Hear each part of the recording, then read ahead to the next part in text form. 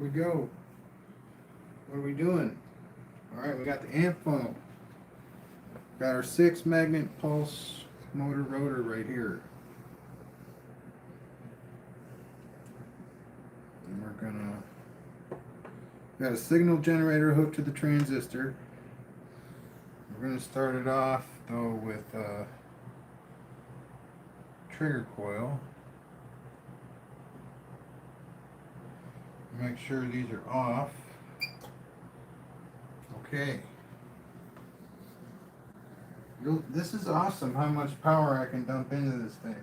But I turn this one all the way up and we get 2.5 watts of power coming out of it. So 24.9 volts and zero point 0.1 amps for the amp funnel on the transistor. So I'm going to turn it up to, let's do 35.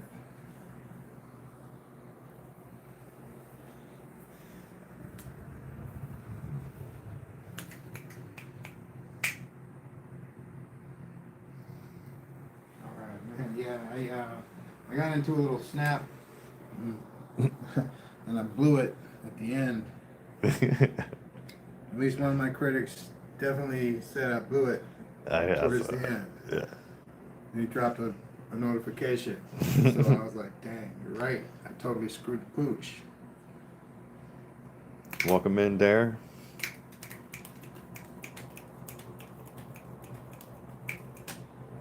My bad.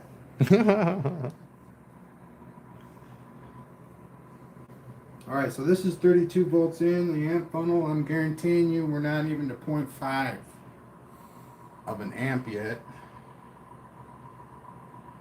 This is great. But I'm going to pull this out. This is the trigger coil. I'm going to remove that. And 35. Let's see what happens.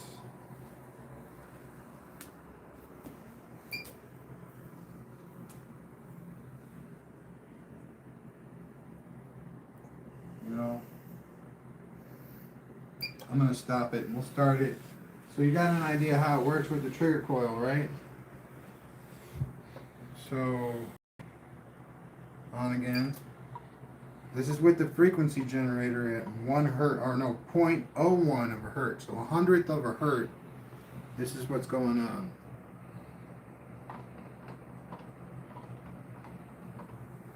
And I'm going to move it up at a tenth at a time. This is 0.1 of a hertz.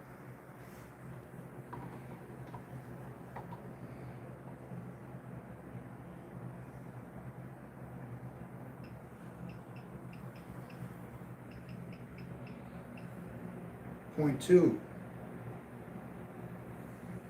See, so the timing is like way off for this frequency. And what I have for the audience is I would like a duty cycle, an offset voltage, an amplification voltage, and a frequency you would like me to try. Because I have no idea what it needs. Honestly, I don't. I'm trying to figure that out. All I know is that it functions and we can find it.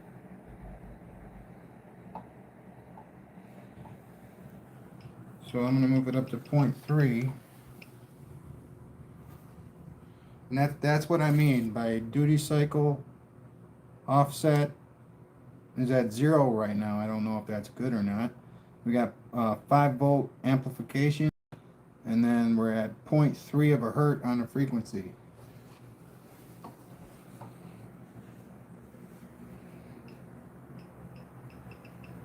I'm going to go up to 0.4.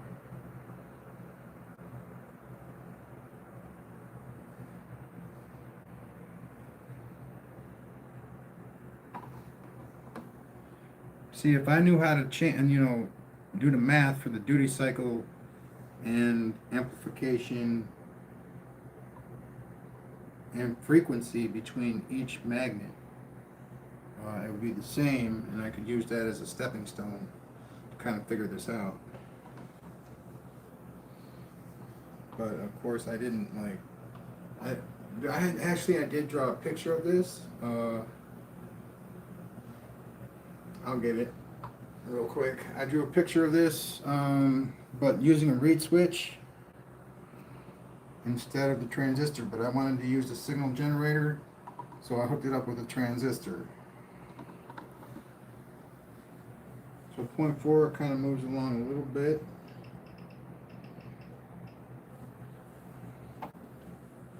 This is half a hertz. Right here, I'll be right back.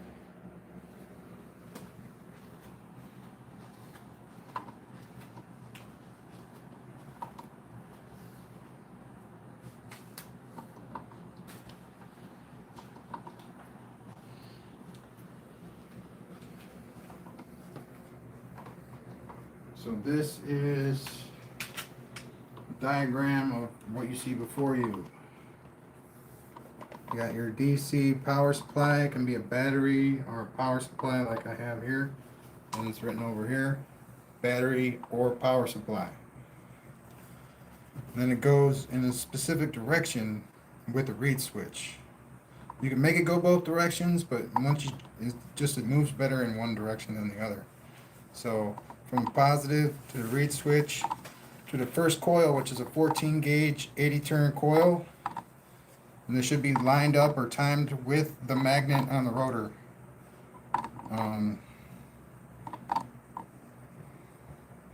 Okay, and then moving right along, you can see the arrow. This is an AC version, so the arrows can go probably either way, but because of the power supply, it's going to flow in this direction.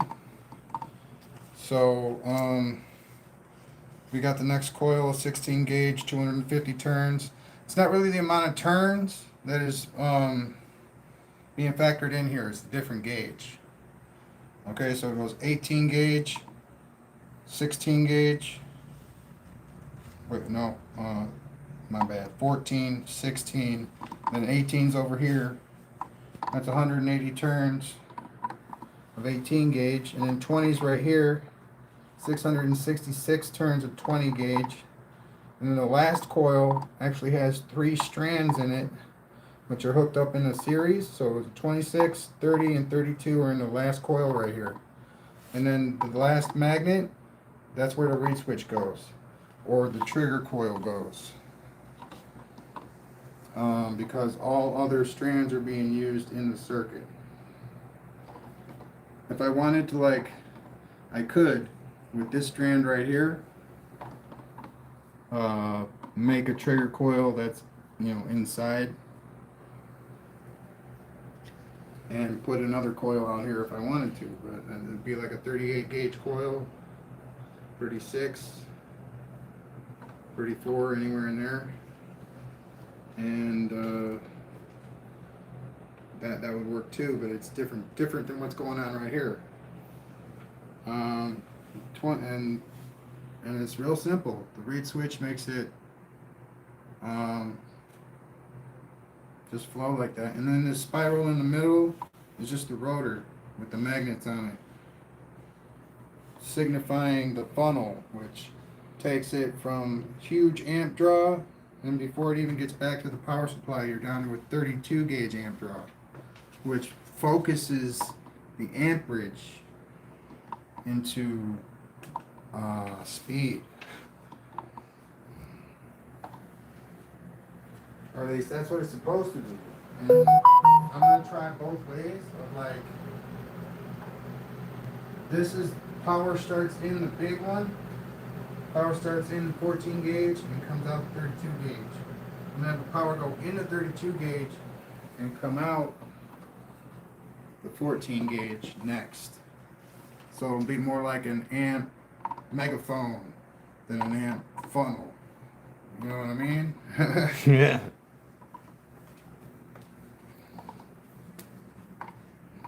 And then there's the DC versions of the same thing. You just put a diode in between each coil facing in the direction you would like to go. And you got a DC version of this.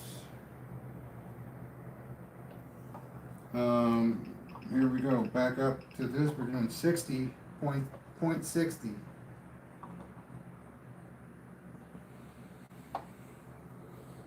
This is at 25.6% duty cycle. I'm going to move it down to 24. What about amp? Should I turn the amp all the way up? Goes up to 20. I don't know. I'm gonna keep on moving this up though. 7.7.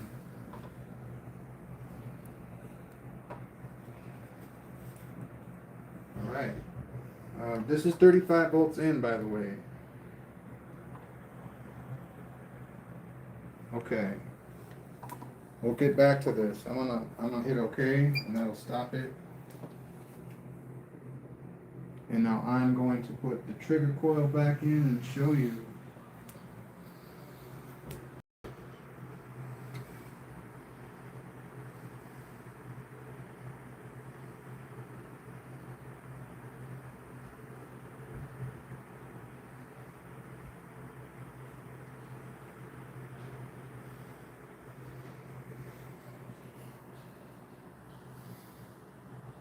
Huh. Did I? Something not hooked up right? That could be totally possible. No, it's good. Nice.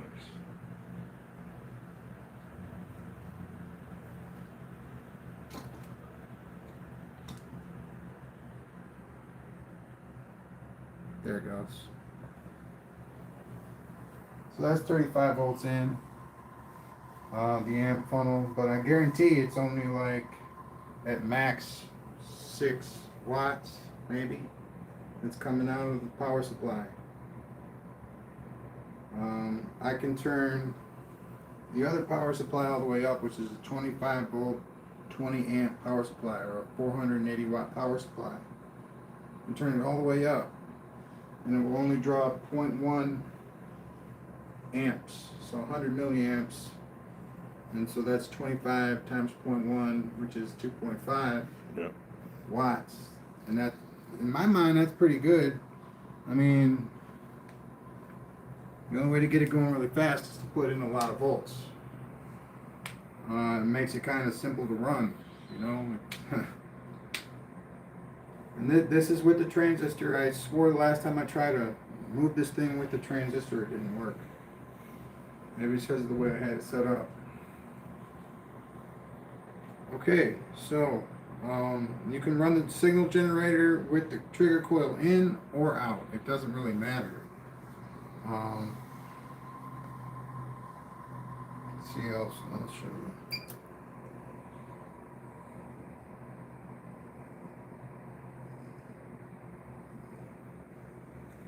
And it'll slow it down if it's out of sync. But I turned it off now. Nice. But you might have heard it. It was going like boom, boom, boom. Yeah. You gotta get the number right, and then it'll keep moving, or maybe even go faster. But I mean doing it this way, literally, we could do this for the next 6 hours and probably not get it. All right.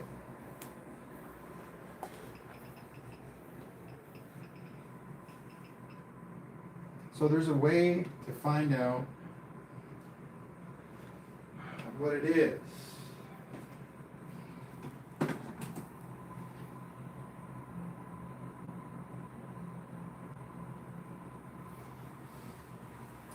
That signal, the frequency, the hertz. We're gonna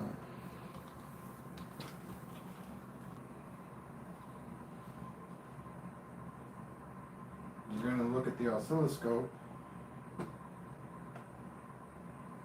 Hopefully, let me make sure this will work. Yeah, we're about half battery life, so it'll work. And I can guarantee us right now the frequency is not that high. I just kind of want to figure out what it is real quick and see if we can't sync up real quick. That'd be great if this is all it takes. Alright, so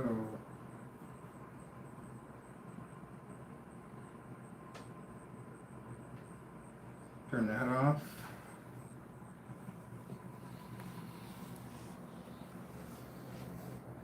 Now I'm gonna hook the lead here to the coils, not the transistor. I don't know if that's right.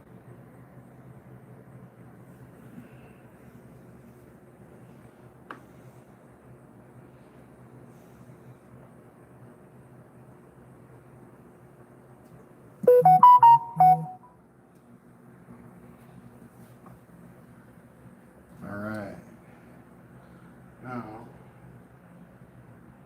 turn this on. Hit the auto button. It's going to give us our frequency at an AC voltage.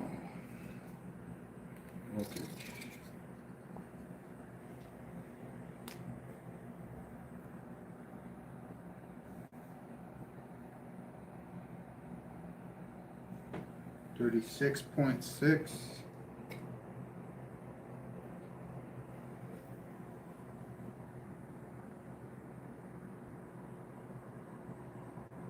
You know, we might want to change it from a sine wave to square wave.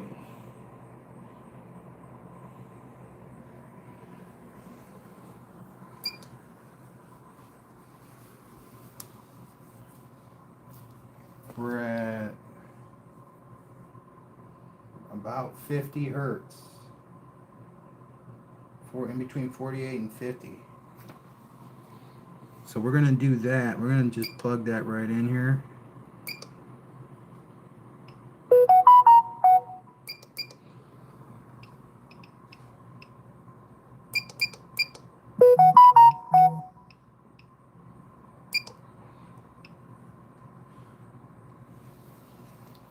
All right. Now the other one I'm just guessing at, but let's see.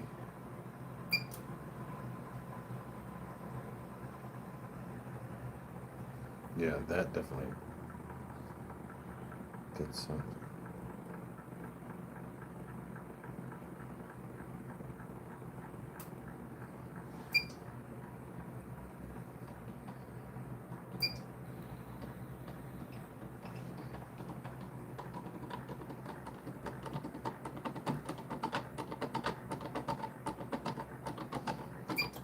All right, so that, and it sounded good for a little bit.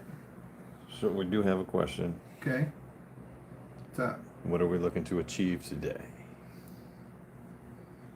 Well, what I'm trying to do is I'm trying to find the frequency. I'm trying to use a signal generator to run this motor Yeah. with its current setup.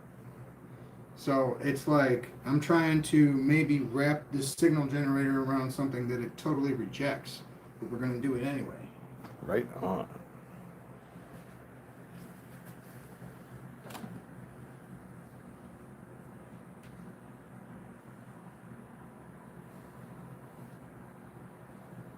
And we hooked up the oscilloscope to the coils, which starts here and it goes here, here, here, and then there's 3 coils in this one. Everything else is single strand. And we're hooking all those up, and its frequency at 36.6 volts is in between 52 and 83. It's definitely a fluctuating frequency though. Maybe we won't be able to use the signal generator. Maybe I was too forthcoming with that. But we'll see. I would figure since this doesn't fluctuate that would have to be a steady frequency in order for us to use it. Hey, Mike. What's up, Mike? Got the signal generator out. So I want to say, what does that say?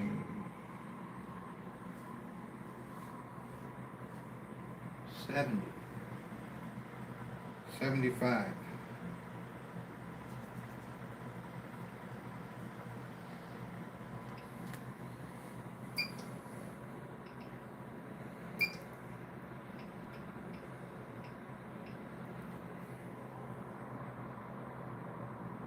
Now, should I pull the coil back, or should I just turn on the signal generator? I want to pull it back and see if it'll run on its own. Let's give a quick look at that again. All right.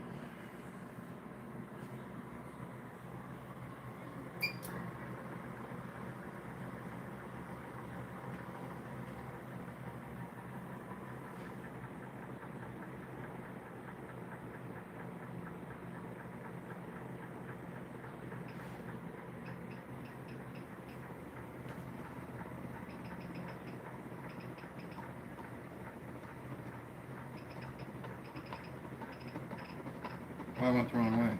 Haha.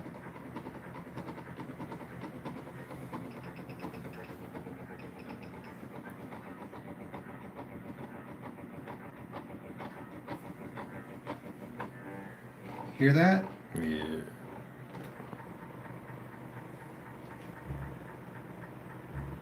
This is 100 or 98 hertz. It's kind of equaling out here on this thing what it's supposed to be doing at 100 hertz and what it's actually doing out here are not equaling out.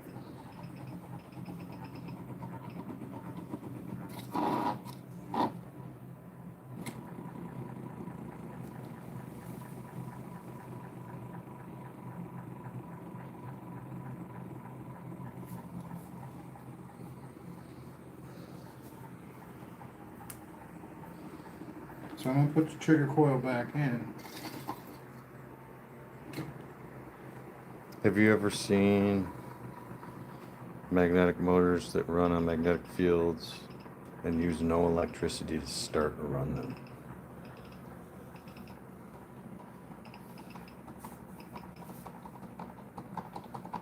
No, I don't even look for stuff like that. Right.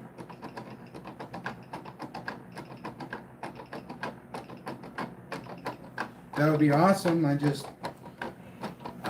I want you to do is get that motor to counter rotate something.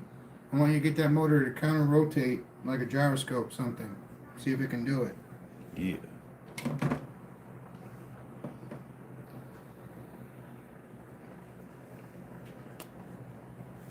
Sounds freaking awesome though. No joke. That is just, it's not something that I don't know. I like to play video games. Right. But yeah, I had an idea of a disc like so with magnetic pistons surrounding the entire thing, and the whole thing works on magnetism.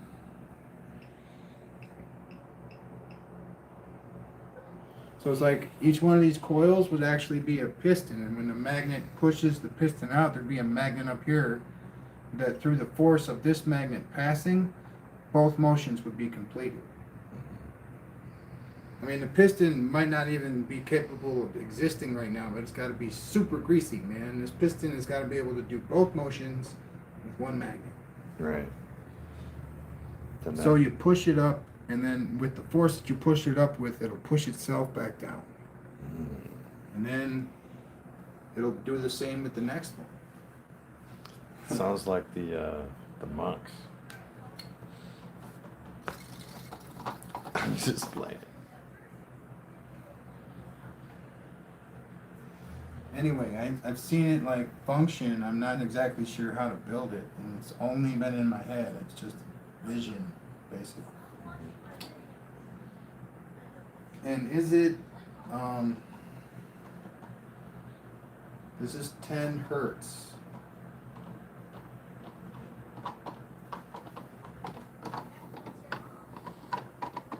Definitely no good. All right, we got to get organized here. So we're going to drop down to, we're going to start it at 1. 1 hertz? Yeah. Okay. when we start using this thing. We'll start it at 1 hertz. It's off right now. But you know, you spin this thing and you see how well it moves without the signal generator. But I'm sure finding the right frequency and then just putting it up 100th at a time, it'll increase with the frequency generator. I hear that.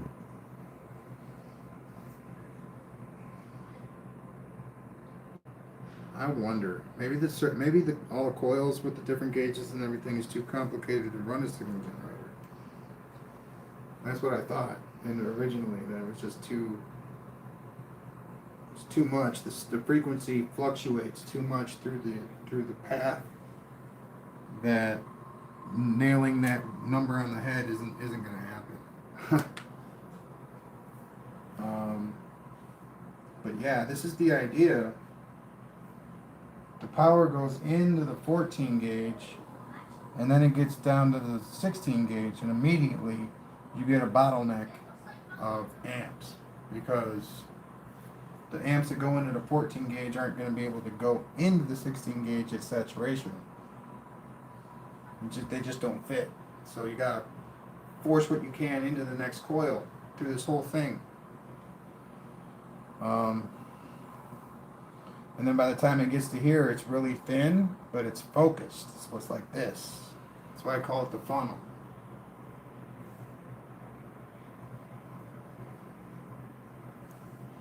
And it's power hungry, man. This it's 36 volts in, but you know, I've done a really inexpensive, and now I'm going back to more expensive.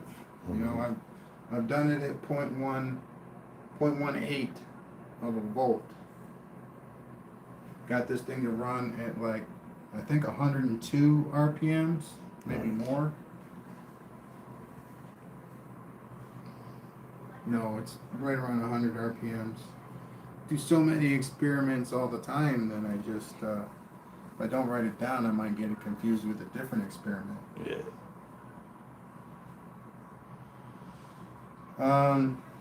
About this, I think the 12 on 12 works really good. The 12 on 6 works good too. Now if I did a 12 over here, there'd be twice the load on the rotor, and that's what I was trying to avoid with the 6 ones. But going to the next level, it is working, but if I put the next one, which goes up here, this won't work at all. It won't. The load on this disc will be too much.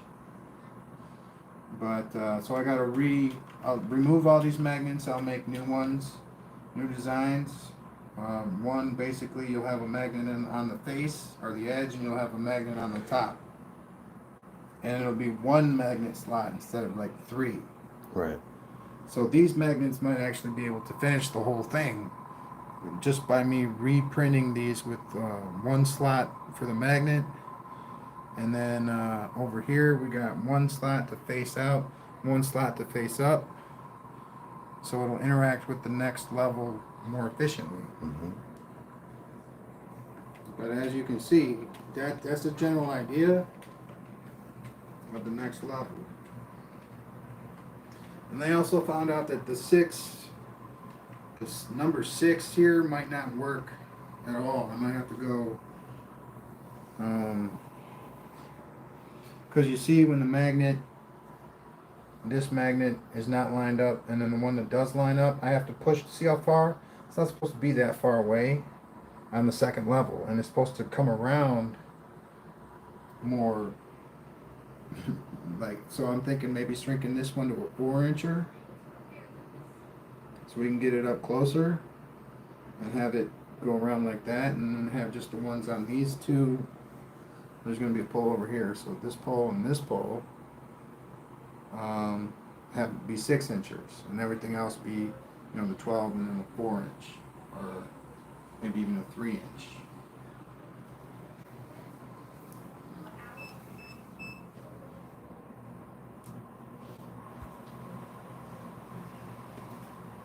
All right, so I had a question if I built this and I got it to work, what do you think would happen? Because it is a permanent magnet,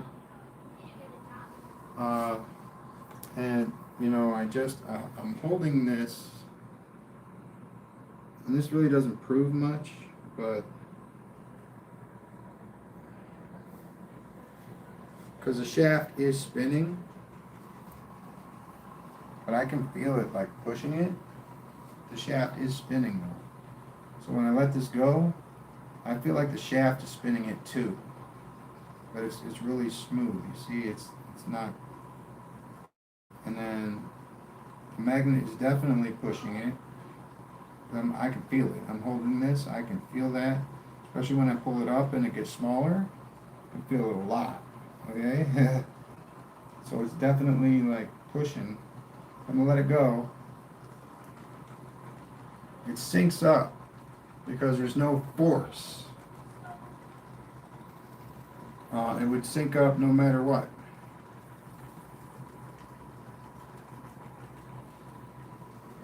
I mean, the magnet is moving the aluminum, but it's not counter rotating because there's no force. People would argue with me that permanent magnets have force, and I kind of agree with you, but it's not the force that's going to counter rotate this.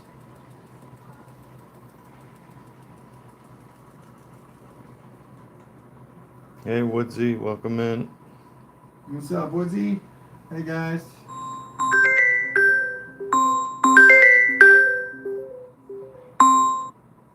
It's probably done. Yeah, that's not good. Oh, we'll take a break in a minute.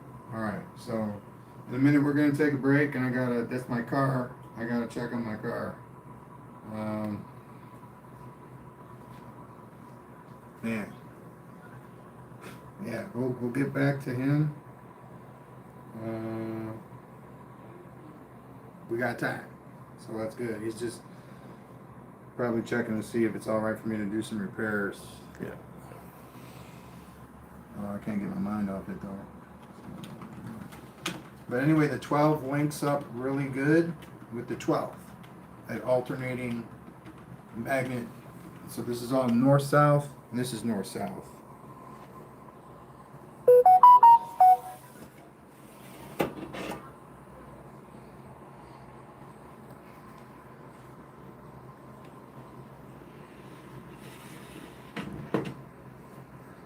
And you saw how basically awesome that rotation was, right?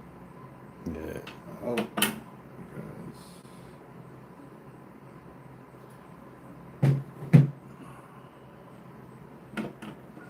I was not expecting that call so soon. And then the 6 banger on the 12 banger moves equally as well, as you can see. And I feel that actually putting 2 12s on this will slow it down significantly. It'll stop running as smooth or not at all. I mean, you saw, and that could have spun for another, 3 to 4 minutes at a slow rate like that. Maybe not minutes, I'm talking like maybe 2 more minutes.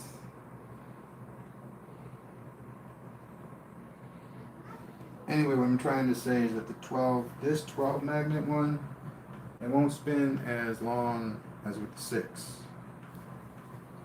Because every magnet, there's an attraction going on.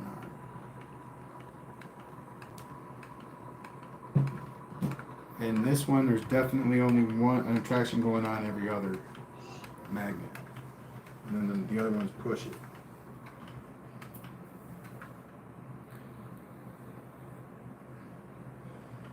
So the 6 banger, I originally, that was my original plan, to have a 6 here and a 6 here with the 6 magnets, and then have a 12 or a 6 up here. But I mean, like, the way that the magnets interact on their edges should definitely be enough attraction and repulsion to work at a vertical angle. you know, on the edges. So I don't think that's the problem. I think it's too far away. I got to remove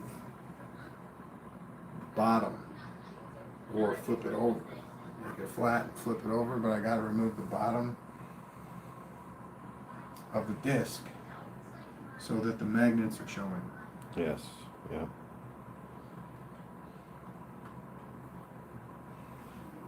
And I was gonna do that, but I just decided to screw it, and I was wrong to do so.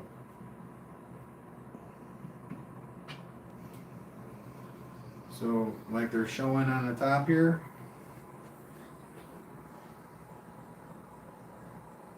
they gotta be doing the same thing on the bottom. Got it.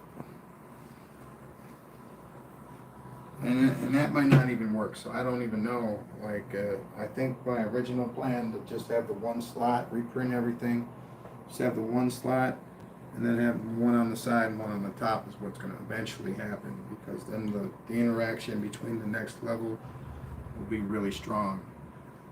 And that's what I've been trying to do this whole time, get a strong connection, not a weak one that's just cutting it. You know, one where I can just whip that thing and it'll stay in sync.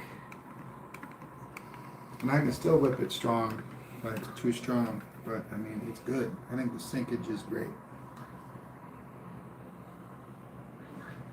Still great. And this one works too. This is the new one. This one works just as well. But again, I think there's a better design that I could do to make it work better.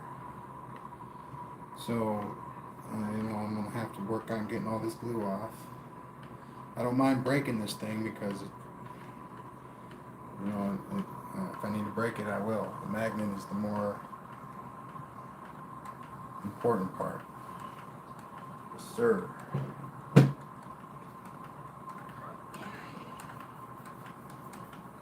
See, and because, yeah, like I said, it's key. Because there's only one interaction between this one and this one, that's attracting. See how it's still spinning? That's just amazing to me. It's like, wow, cool.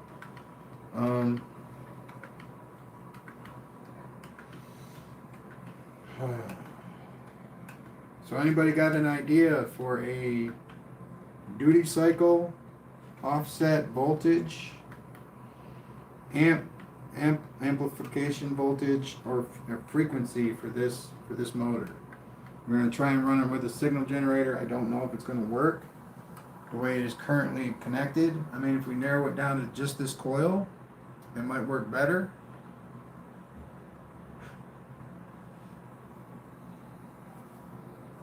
All right, so we're going to take a break, ladies and gentlemen. We'll be back.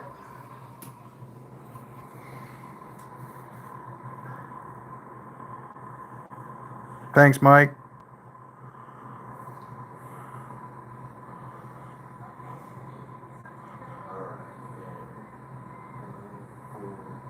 Be right back.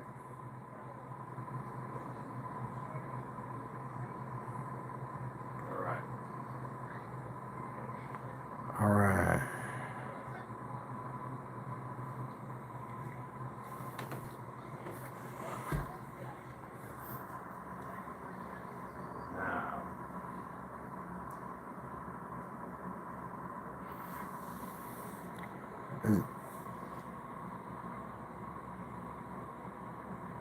Here, let me get Morgan's on the phone. This phone. Okay.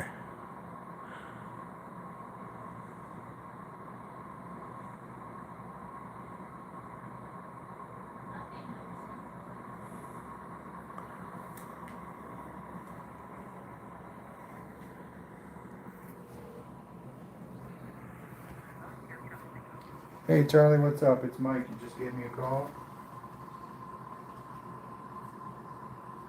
for the Kia Forte.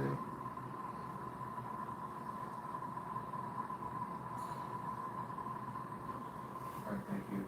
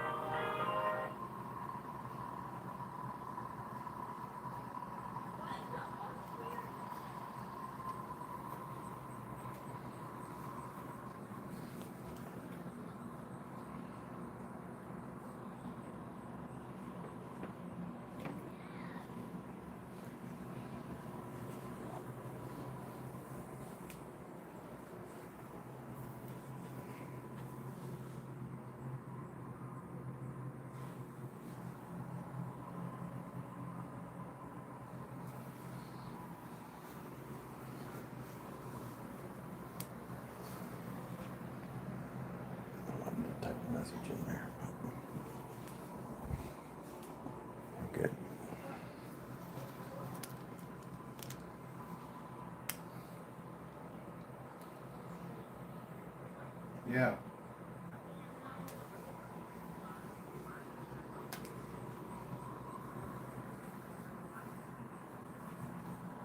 Okay. Thank you. I'm not sure.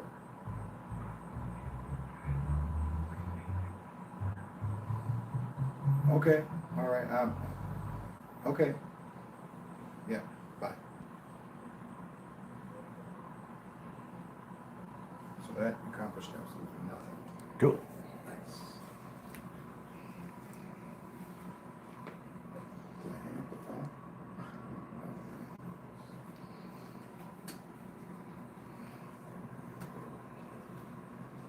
All right. So are we good, or do you need me to hold something? No, I think we're good. All right.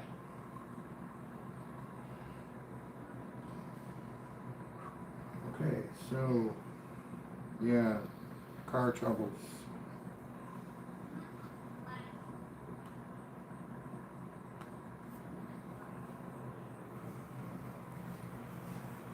We gotta move on. Okay, what was I talking about before all that happened?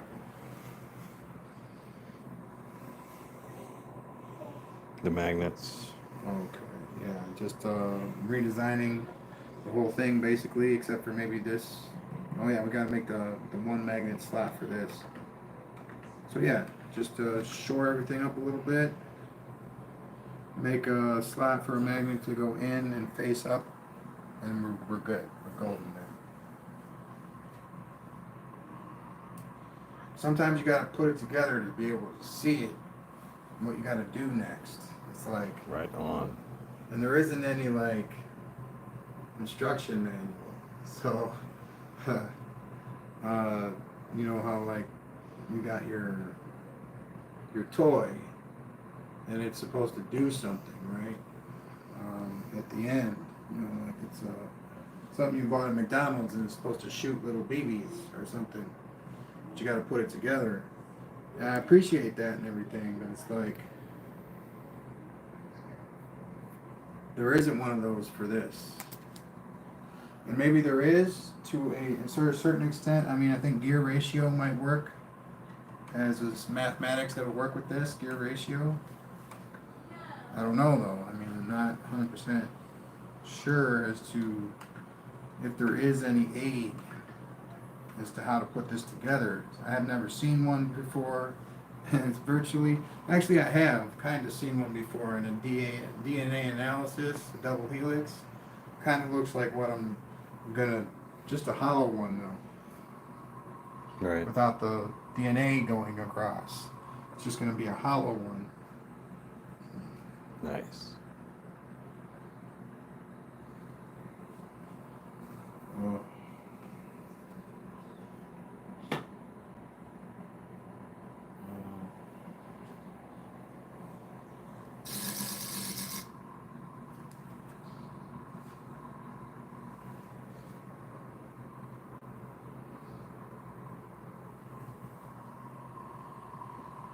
Back that out a little bit. Maybe we can get going faster. Woodsy, no. I don't believe that night we did get to 1,000 RPMs. I've been meaning to say that for quite a while now. And I don't understand why. I do not understand what I did differently to get the 1,000 RPMs to what we did that night. I don't know. Even it was like almost like it had to be identical because no, it doesn't. None of this stuff does. Actually, identical stuff just doesn't occur here. It's always going to be something's going to be a little different. As you can see by the spread of coil, that they're all different. And I mean, it's literally, I'm trying to look you guys in the eye.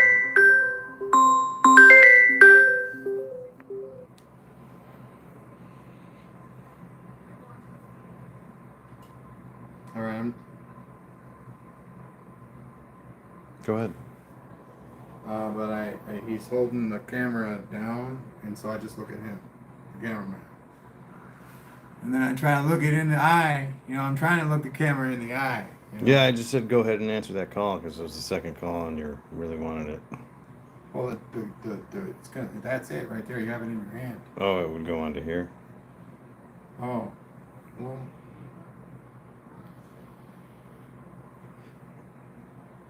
Yeah, I wanted to talk on the phone. That's okay. Yeah, it's all. Yeah, it's all right. But they left 2 voicemails, so All right. maybe Yeah, they. I'll just look at the voicemail then when we're done. Cause it's Needed. yeah, it's definitely I need to take care of it. His timing's really bad. So Yeah.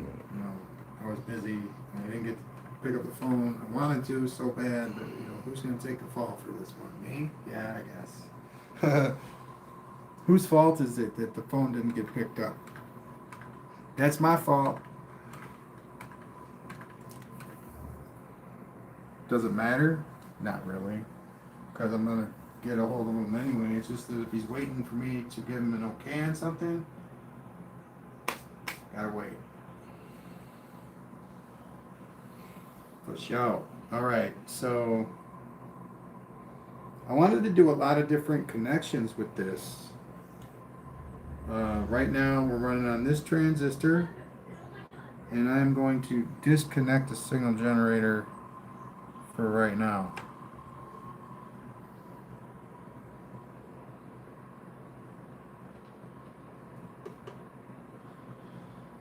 Okay, and that's running from 14 gauge to 32 gauge in descending order. So the power goes into 14 and comes out to 32, and the collector is hooked up to this transistor as a 32 gauge wire. Okay, that's what I see is going on. The 32 gauge wire is hooked to the transistor, so the transistor is hooked to a 32 gauge wire. That makes sense? Now all the other coils definitely have an impact, but does this transistor know that these coils are even here? I mean, if I think about it logically, the only 2 coils that this transistor know is there is this one, which is the trigger coil, and this one, which is the coil that's connected to its collector. Although all the other coils have an impact,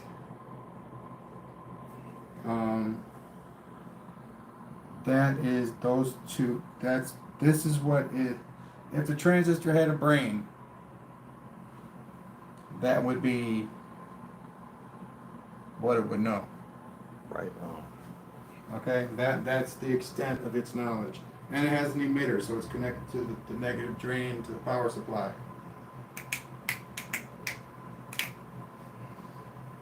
What's up, man?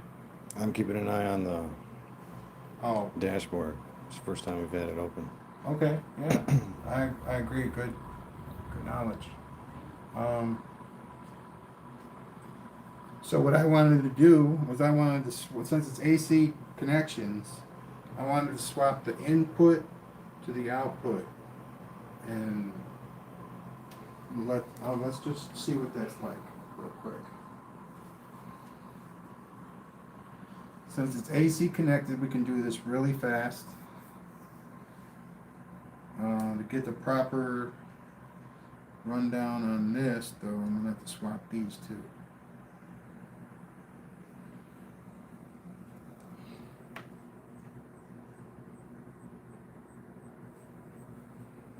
So we're going to get what I call the amp funnel, was the first one, and then we're going to get the amp megaphone, which is the next one.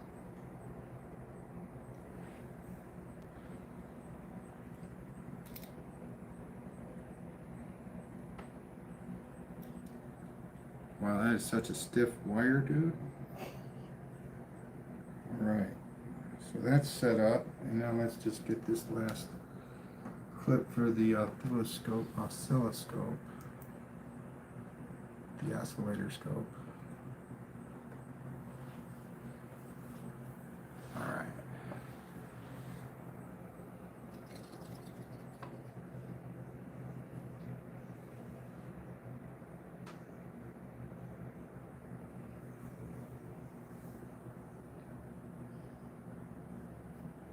33.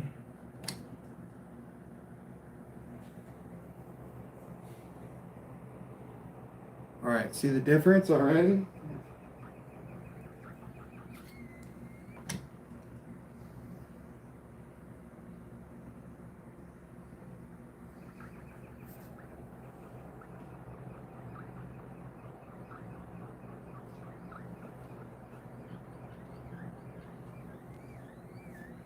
So it won't work the other way. It won't work this way.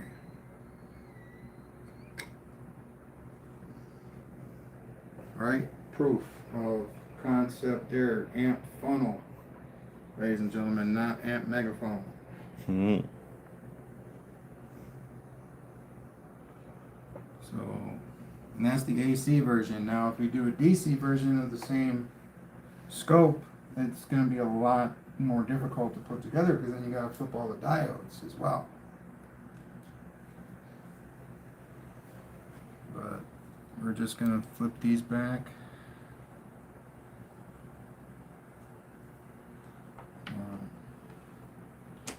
Try not to get so tangled up this time.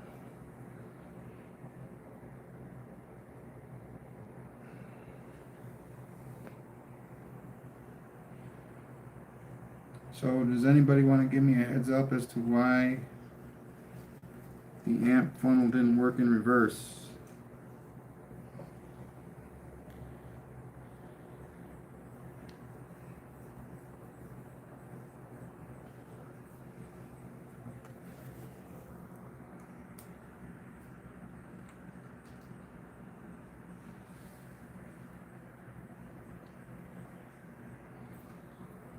Hey everybody, thank you for dropping in. Welcome to the channel. This is Papa Bale. Hey, what's up? We're working with pulse motors today. I just ran my fingers through my hair. This isn't going to work. Leave us a like and subscribe. Let us know if you have any questions.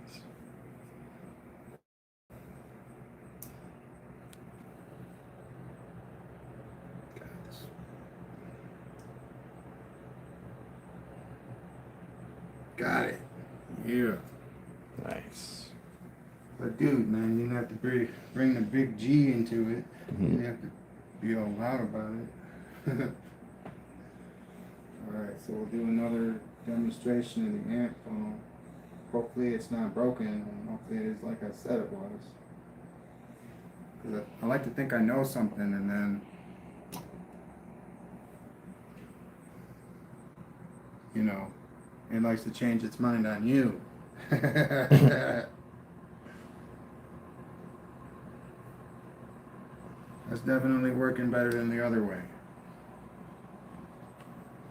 So let me break it down as to how much copper is actually here. We got 80 turns of 14 gauge. We've got 250 turns of 16 gauge. We got 180 turns of 18 gauge. We got 666 turns of 20 gauge. We got 911 turns of 26 gauge, 30 gauge, and 32 gauge.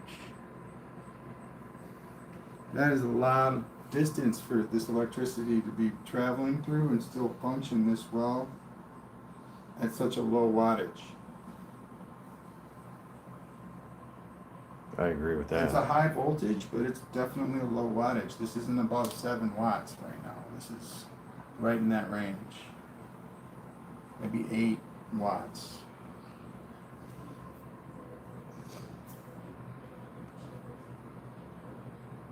Granted, it is 36.6 volts in right now, but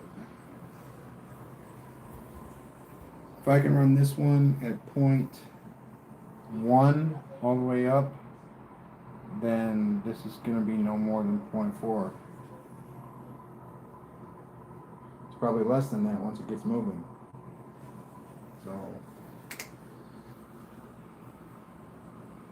I mean, if there's any, concept to proportion, then that's legit, what I just said. Yeah.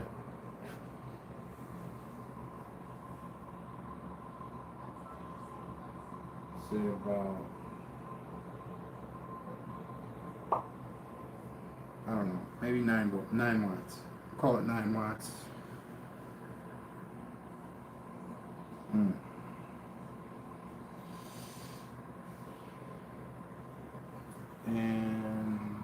This is just a standard hookup, man. I want to hook up an SG real quick on this transistor.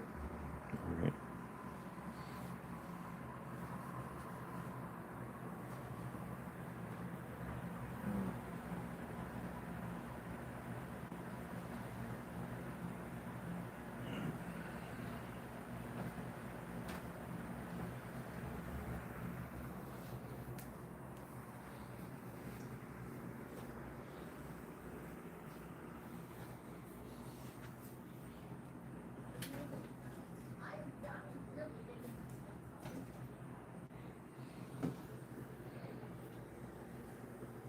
Right. So,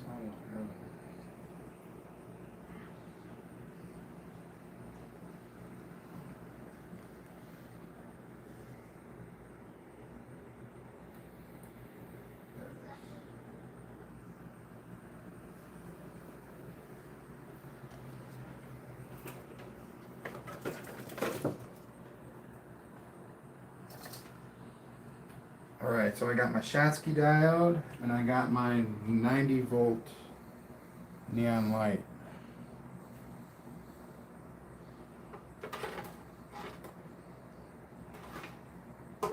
And then maybe we can get this bad boy moving on an SG. Alright, so collector, that's still moving, that's pretty neat. Collector to emitter for the light.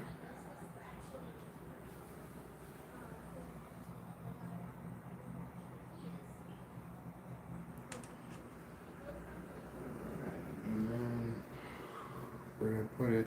Right. The diode. Yeah, thanks. You got it. Why does this stuff like it's because you're going blind, man. We're getting You're going old. freaking blind, dude. That's right.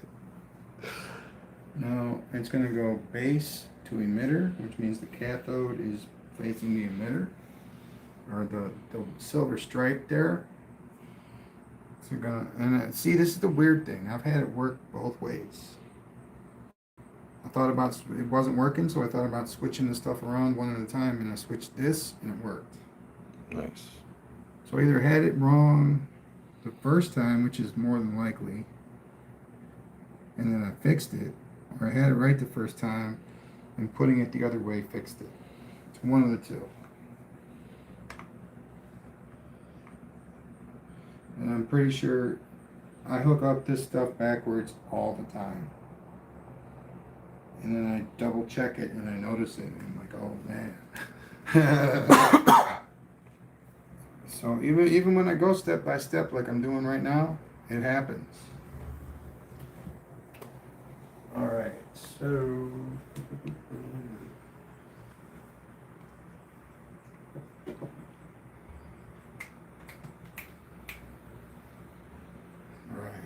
sorry, I really am sorry about disappointing myself. I'm a pretty good snapper, you know? Mm-hmm. Keep a beat. And then just throw it all away at the end. It was by design, and I apologize.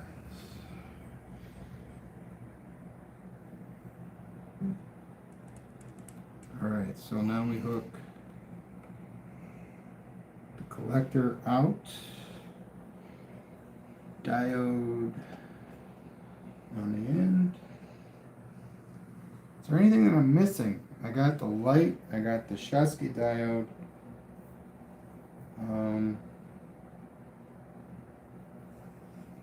I got the SG out.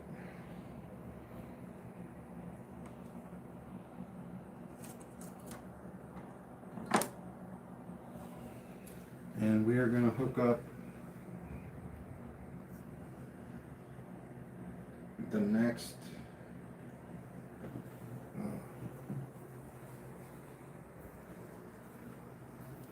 see, this is a Hitachi. It's either 15,000 or 1500 volt. And we're going to hook. Oh man. Well, I want to run this real quick, and then we'll worry about hooking the other one up Okay. after.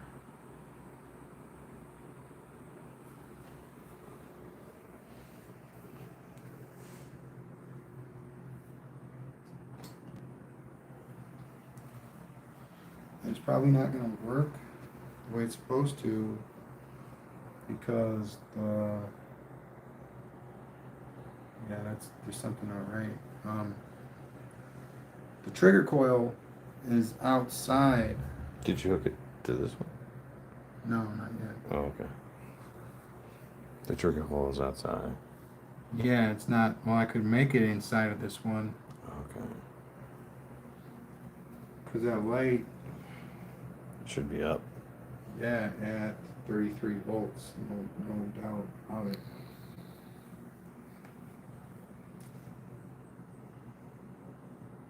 It's definitely working.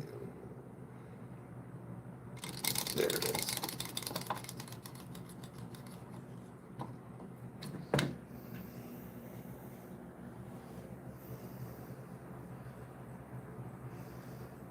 Yeah, that, yeah. I'm gonna try hooking up the next one, but I don't.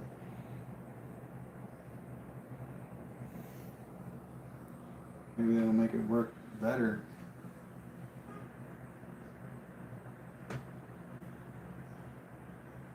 I feel like I'm missing something, though.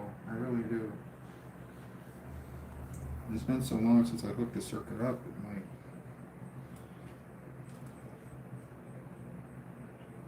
Is there a transistor? Or a resistor? No. Okay.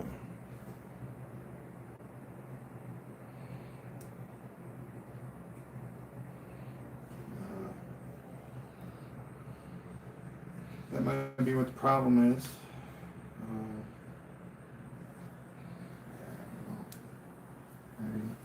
Because there's burnt ones and not burnt ones and stuff, and not going into like the containers or anything. My hands are all greasy right now. I'm not gonna do that. I hear that. So I mean, if it can't function without a resistor, I mean, Jesus. That's a winner there. No, I'm just kidding. I'm sorry. I'm so negative sometimes.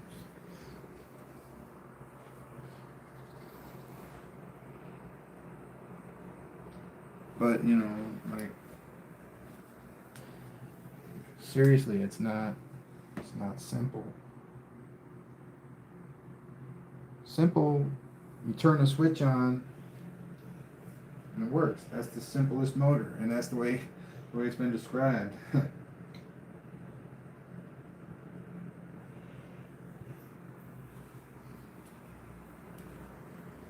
So, like, I got to this point before, and it was working like this. So I'm gonna take, oh man, see, I can't even work with the stuff. This isn't gonna happen. You need a cloth? No, I'm just gonna not do it. Okay.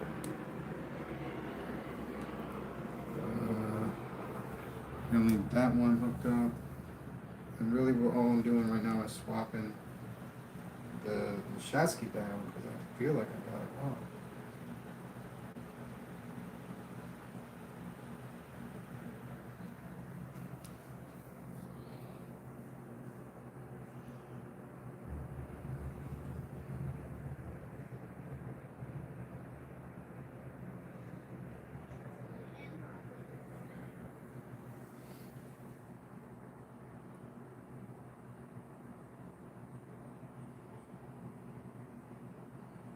All right, we're good. Nothing's touching.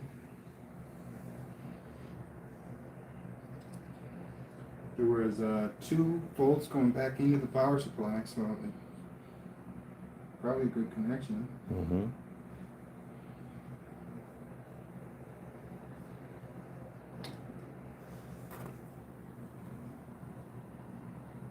Look at that.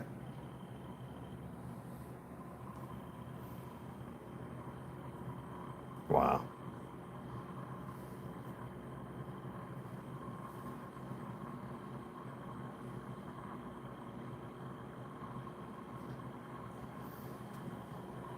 That's phenomenal improvement than what I just put forth. And I believe that because the trigger coil is not inside the coil, that we're not getting any action from our light here. Oh, okay. Because that resistance isn't needed. I don't know what the difference is exactly, but I know that that's probably what's going on with that. All I know is that I liked running with the trigger coil outside because I always ended up getting more speed with less amps. And that's why I did it.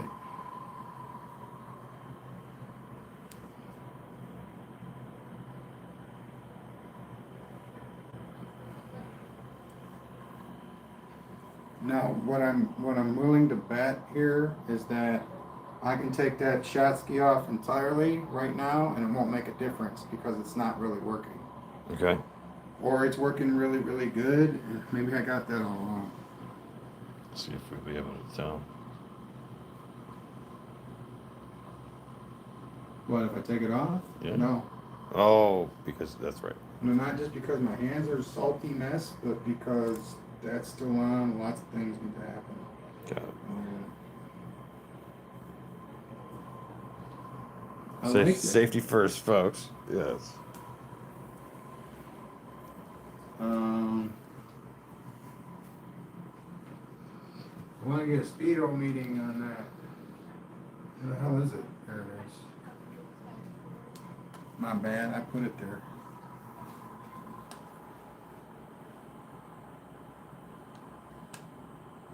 $550. Nice. That's terrible. That's funny. Yeah, bro, anything under 800 is terrible. That's terrible. And it's literally probably because there's so much like length, especially towards the end of this thing, and how small it is at the end. 550. Terrible. Terrible, man. But I think that's all we're gonna need. Looks sweet. Once we hook this other one up.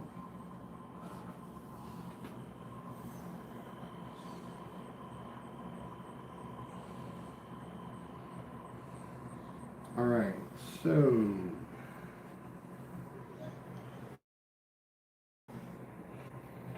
I need a power in. Power in. So that'll connect to that. I need a collector. And an emitter for sure. And then possibly one for a trigger if I need it. I've been told that I don't need a trigger. So we'll run it without the trigger first, and I'll put those down there in case we need them. This is a bifilar coil, so it has a trigger in it, and this is a trifilar coil, so it also has a trigger in it.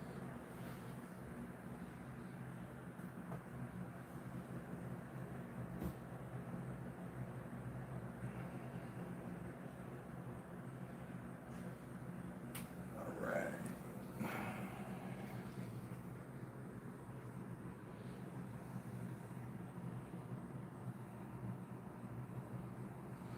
Who knows? Maybe I could run trigger and the drive in series with this one, and we'll get some other kind of reading. But we're just gonna do this real quick. Okay, these are my new 1,000-volt transistors.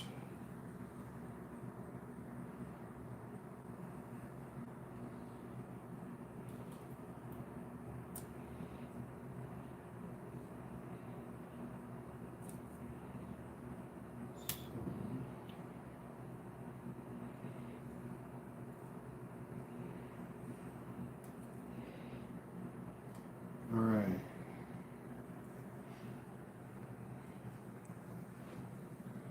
And then, so we're going to try and run it without the base being triggered by a trigger coil. It's supposed to activate itself pretty much.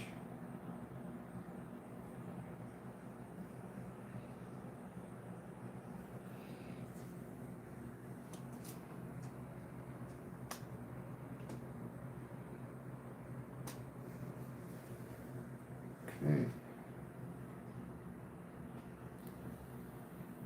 Here we go. And that's a way more, you gotta put way more into this transistor to get it to work. And that's why I put it on the end of the SG, because it's supposed to get more out than you put in. Kinda, or different energy than you put in. You get different stuff. Like you put in positive, you get negative out.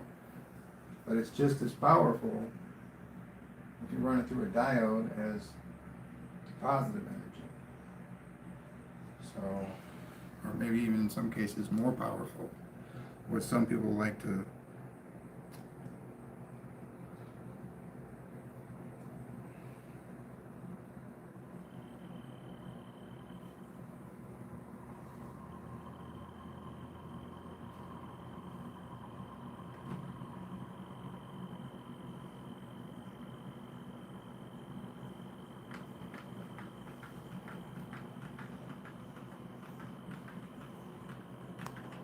Hey everybody, welcome to the channel. Thank you for dropping in. This is Papa Bale. Hey, what's up? And we are working with pulse motor experiments today. Drop us a like, subscribe. I feel the energy pulsing through this thing, and it is apparently working. Let us know if you have any questions in the comments.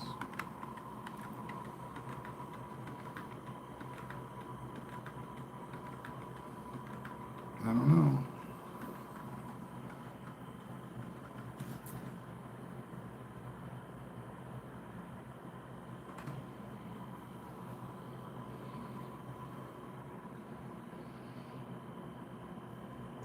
I don't know, ladies and gentlemen, what do you think about this one?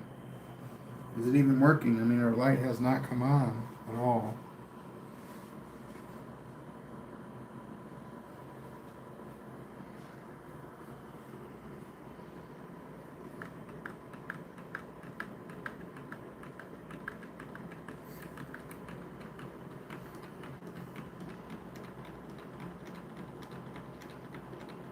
Is it? Yeah, it's got to be because of the resistor. That's the only thing that I'm missing here. But that, I mean, why wouldn't the light turn on? It does not make a lick of sense that it won't turn on without a resistor. So I'm going to test that.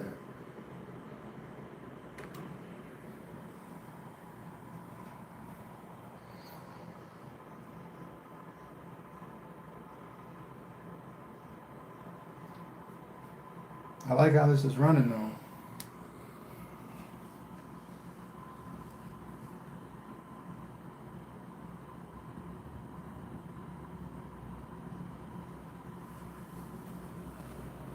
Yeah, it's working. I like it. It is, yeah. I think it's timed right too, especially if it's running on just the north, because there's 6 north here, there's 6 north here. So once it syncs up, it doesn't matter if there's a south, I don't think. I mean, it shouldn't matter either way. But it does, in some circumstances, matter a lot.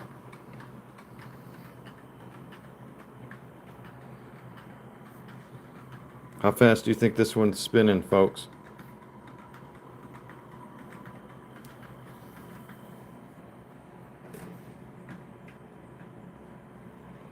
You know, I'm going to try something. I know this is probably a bad idea.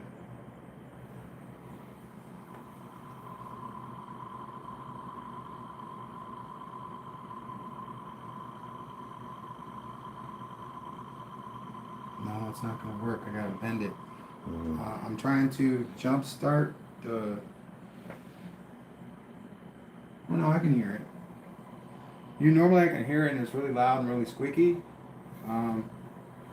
But yeah, I can hear it.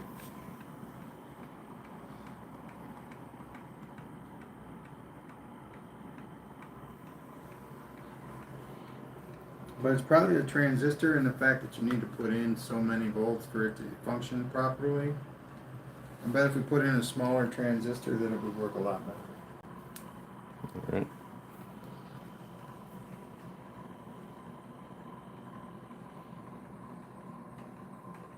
But it was working. I mean, totally not working.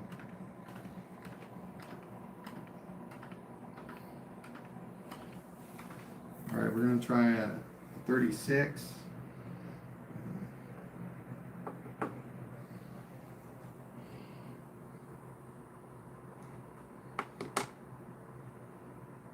That thing running, probably like to have more control of the voltage going through this thing.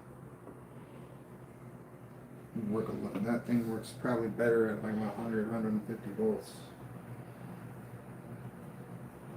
Because its max is 1500 and it's like 15 amps.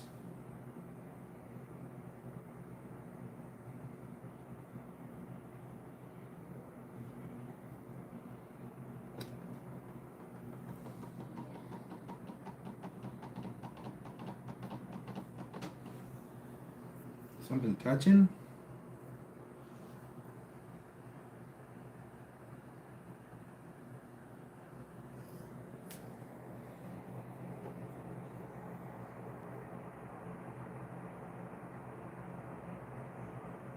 Hmm.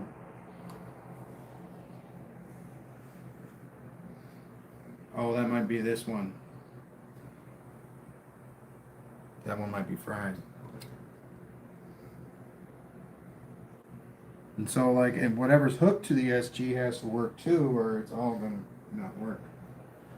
All right, let's try a different one.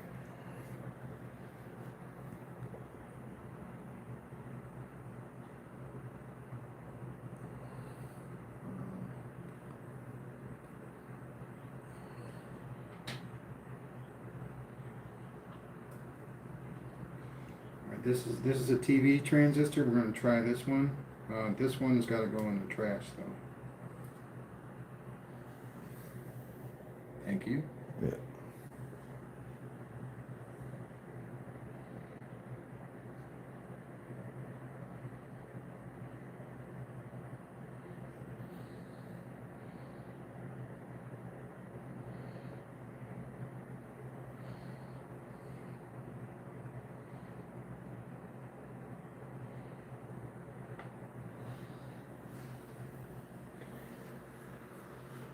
I love how graciously that spins.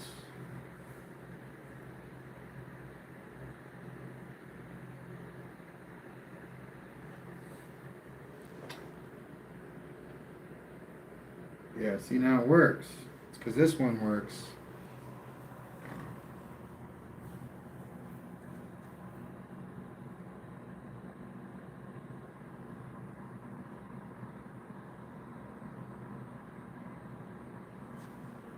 Now I do believe that this one is making this one run better, but we still got no light.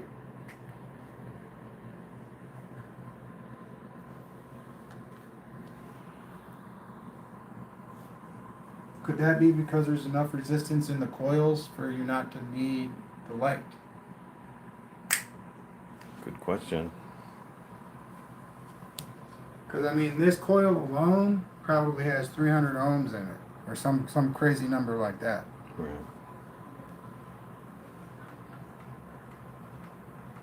And it's because it's made out of 32 gauge, 30 gauge, and 26 gauge. So maybe 150 ohms to be more realistic, since it's only 911 turns.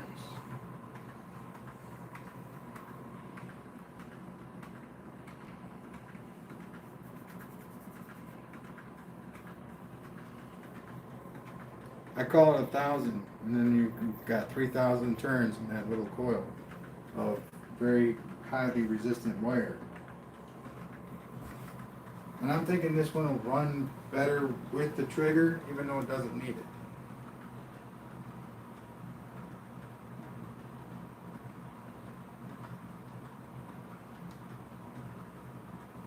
Just have a feeling. So I'm gonna hook that up. Because if it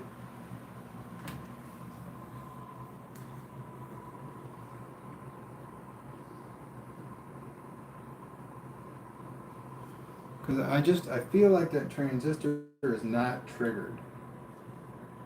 That's what I was trying to do earlier, was touch the collector connector to the base connector and trigger it.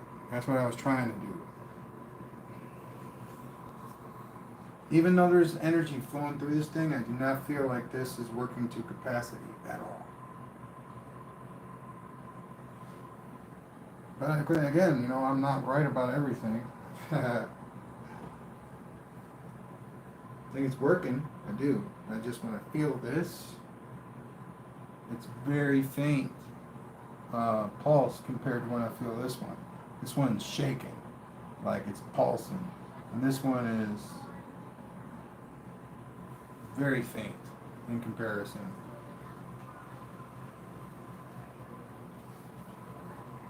But it feels like it just synced up.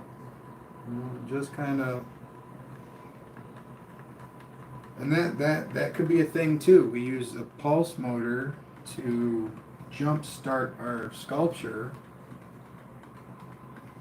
and down. There it is. Hey, Ark, welcome in. Hey, what's up, my man?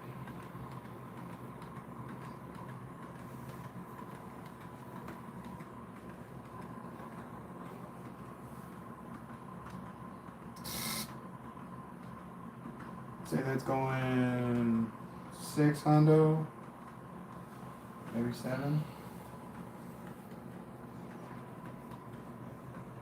And that is totally stopped, so definitely are gonna hook up the trigger.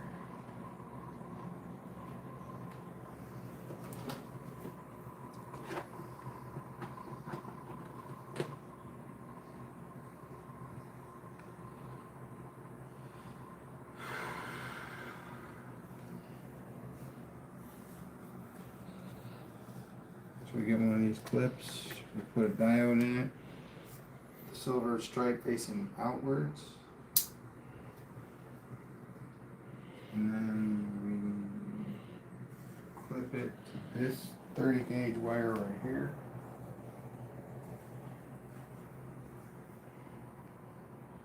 And those 2 connectors that I got earlier for this can, you know, part of the plan.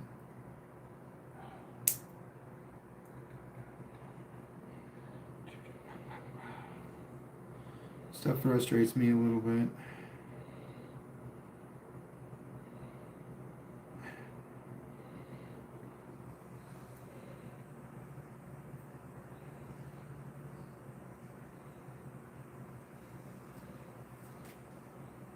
All right, man, could you go like look at something else?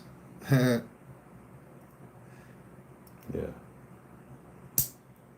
Oh, we got it. Okay, never mind. Felt claustrophobic almost. Were you zoomed in? Yeah. That's what I thought.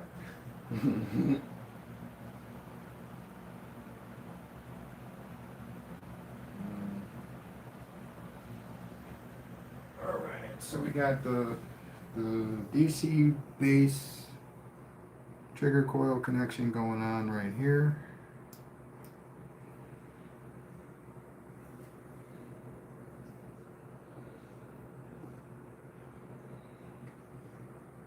No, I don't know, man. I've heard so much, and it might be this transistor. You know, like I said, I only had like one good transistor, and there it is right there. There it is. Not bad. All right, so, and then the last wire that I got is for the ground. See, just to hook up 2 transistors, it takes 4 negative connections of the power distribution. I mean, granted, a breadboard would take care of all of that if you get a good one. But I think that breadboards need to be updated because they're outdated. You can still use them, but they're not compatible with everything out there. They're just not. And it would be better if they were. It really would. All right, let's do this.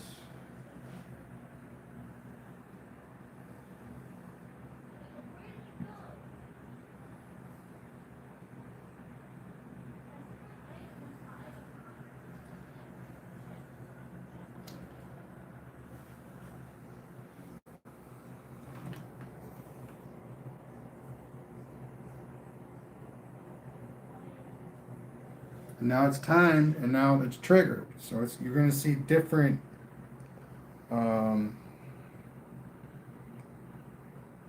results coming from this side.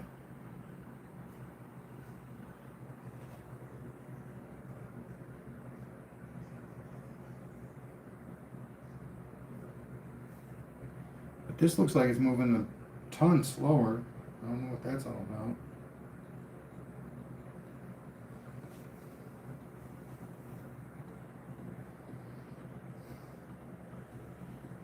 See, this is what I'm talking about, it being like, you can't just turn it on.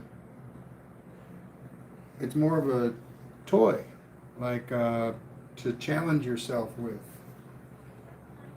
That's what I found it to be, quite a challenge. It's fun when you get it to work.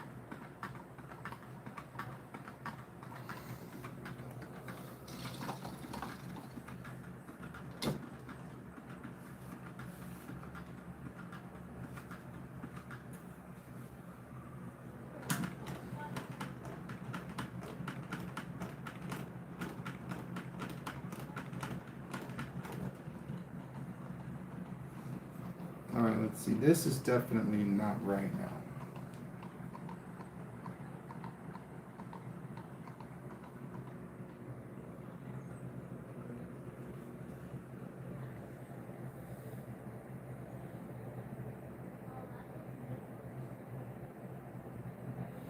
I don't know what to do except unhook this.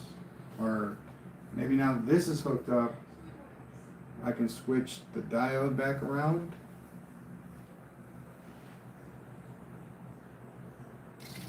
Because there's got to be a purpose for it. I mean, the diode is what I'm talking about.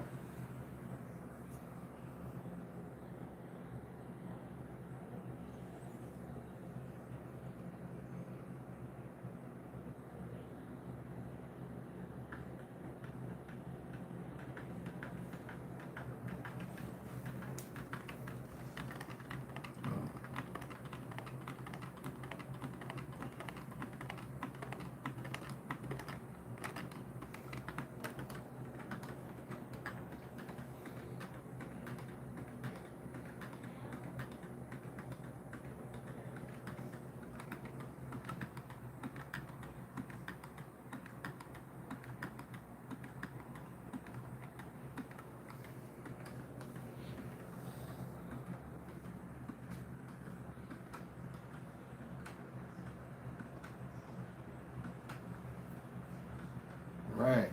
Bing, bing, bing, bing, bing. Wow, it's so hot. It's not even really hot, it's just humid. Yeah.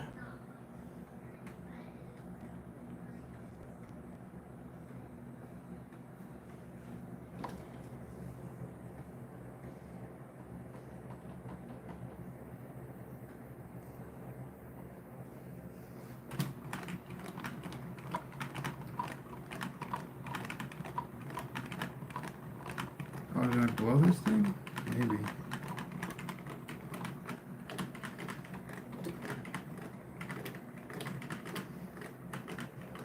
But see, look at how this one is running right now. Okay, you see that? Yeah. See how this one is not running? I'll stop it even. Okay, this is running off the SG output from the collector right now, and this is not functioning at all. So that's why I call it a flow of electricity that runs through the collector. And yeah, it's just it takes what little it needs to run the motor, and then it sends the rest of it on to the next motor or the next thing that you want to run. With a boost or without a boost, I don't know, because this doesn't. But this does work without that needing to run, 100%. I'm gonna change the diode back, or you know what? Since our light and our resistor, or I mean our light and our diode just apparently don't work.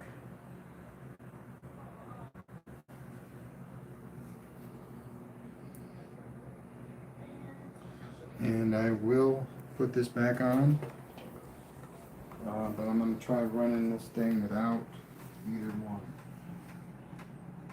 with the SG dump off the tip of the collector still active.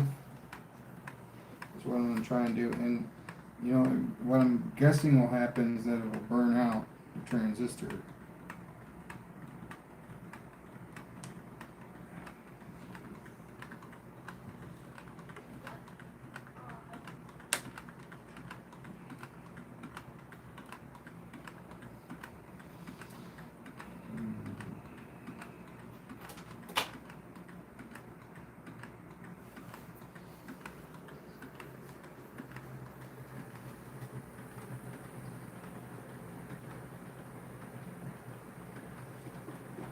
I hate wires, dude. I really, really do, with passion. Because they don't they don't do what you tell them to, man. You gotta literally, it perpetuates anger. That's what it does.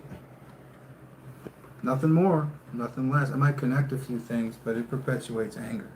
Copper wire. No, it's with all this plastic on it. Oh yeah. The wire I make the coils with is more forgiving than this crap. Oh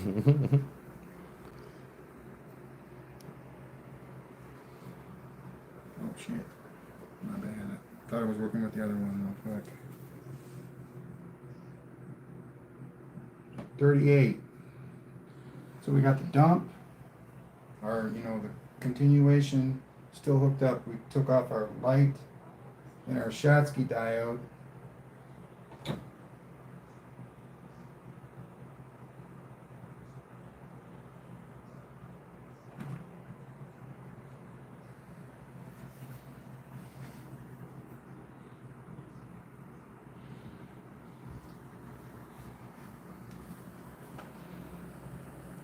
I'd say that runs really smooth. Yeah. It's not like fast like it was, but it's like, I think it's in sync with each other pretty much.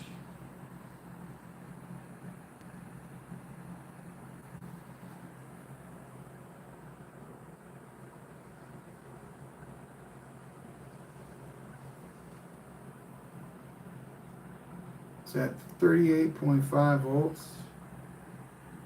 And what are we going to call this? Because it's not SG. We took out the SG. And this is just going to be what? The continuation from the power supply to this pulse motor to this pulse motor. Yes. The continuation. It's not continuing very good though. Or maybe it is. It's just making noise, that's all. It's because the magnets are a little loose. Right. Oh well.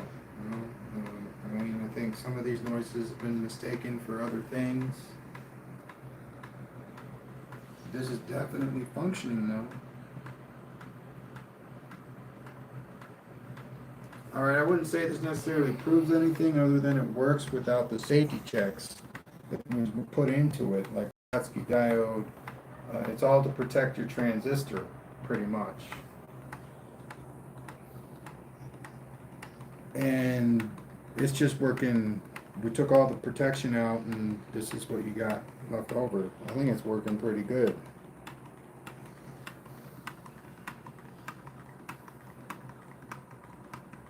No, I think it could work better.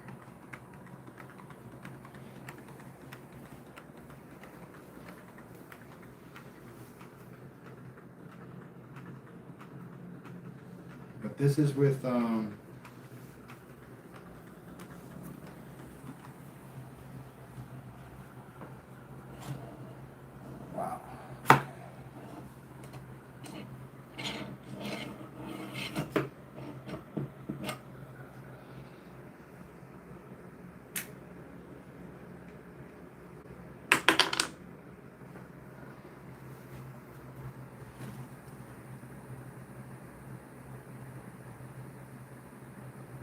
Without any load on, I think this thing will spin quite nicely.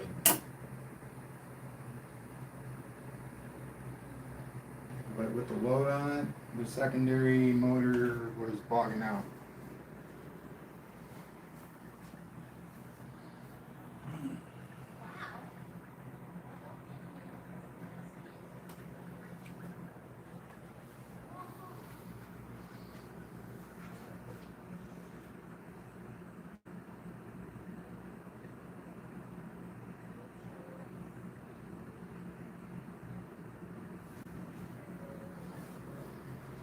Oh, yeah, right here.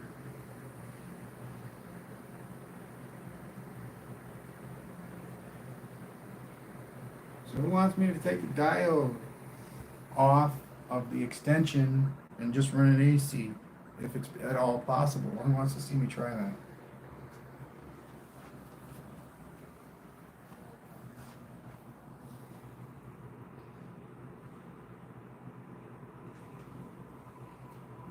What's the question one more time?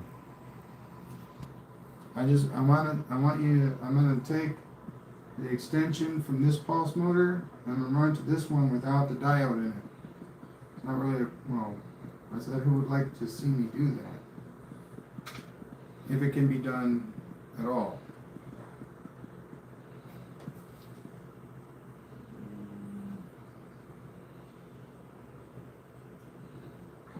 Thank you, bro. Right, so now we've taken the diode out of the equation.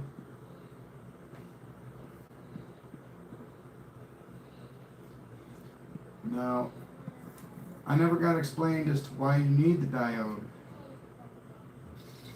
Change it to DC, but why? Why change it to DC? Is it because of Thomas Edison? Why are we changing it to DC?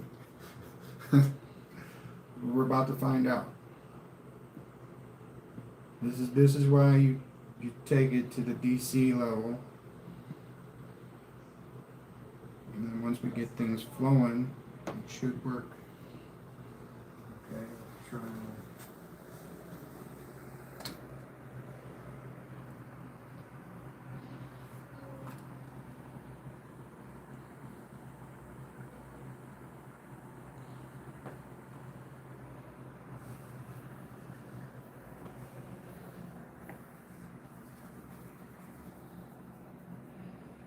So it doesn't work as well. This is 38 volts in.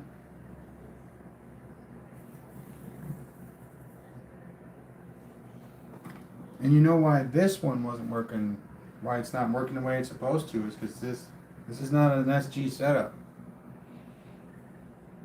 You know, I was just trying it out. I was seeing, if I run this coil by itself, you got thumbs up. Just like this one, running it by itself, you got a thumbs up. But you put all this other stuff in there and it runs like this.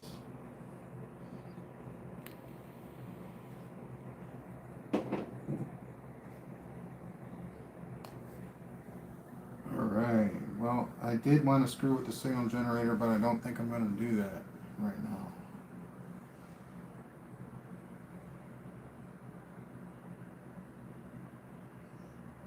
And this one is a 500 volt. I'm trying to find something a little smaller.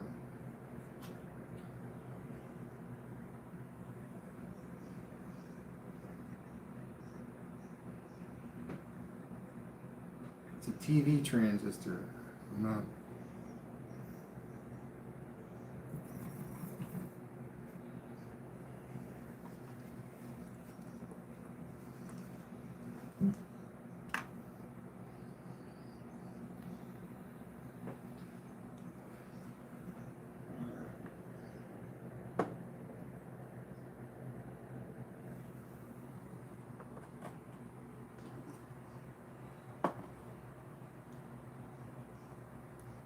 And this is cool because all these transistors, well, most of them are different, so we'll be able to see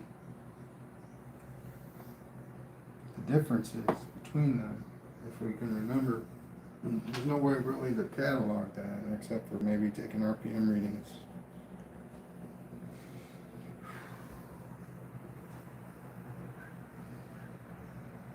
We get some voltage readings. There's no like generator stuff going on in this thing at all right now.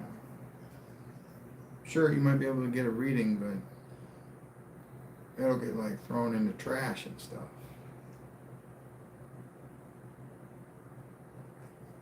All right, let's see what we got. Yeah.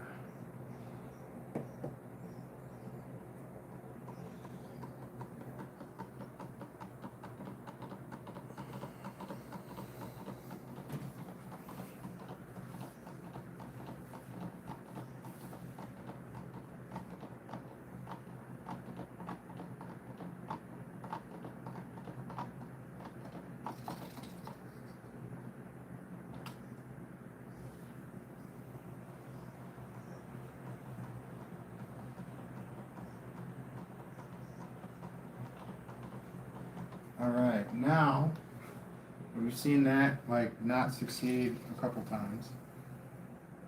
I'm going to do the unthinkable.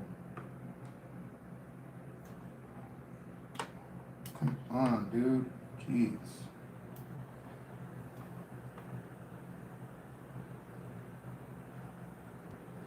Yeah, that's probably broken. We'll just check it out anyway. Right, there we go.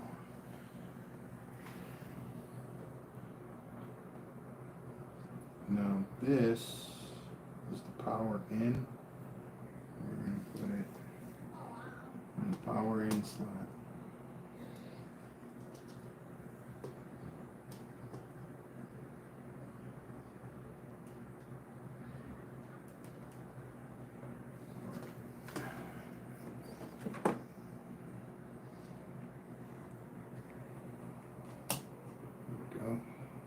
All right, so on the poll, we ended up with 1 vote for yes, 1 vote for no. Great. Forgot what you put on it. I'll remove the diode from the extension. Okay. Yeah, we did it, and it sucked. So it's very limited, although it is powerful.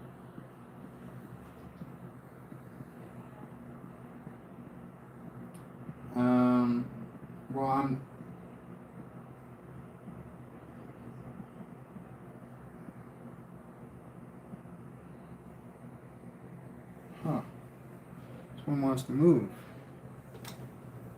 This one might be busted.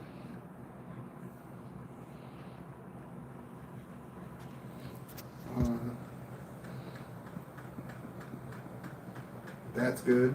Hell yeah. That's working a lot better now that the SG is not hooked up to it. So it might have been actually sucking power out of that system. This one, however,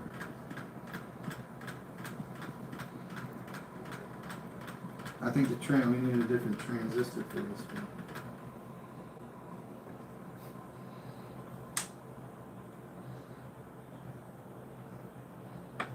You saw it trying to move before I actually triggered anything, right? Ooh, yeah, that's hot. Ooh, yeah, baby. That's trash, though. We need to remember that. It's trash. Oh man, I wish there was a machine we could like shove these things into, and then when they come out, they're all fixed and they work again. Just like put it in like a replicator.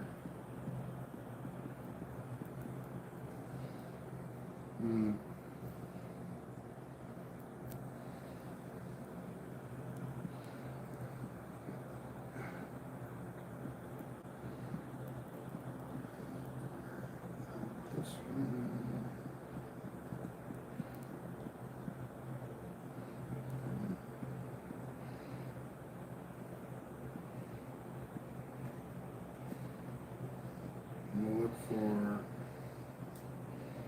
motion in either rotor before triggering.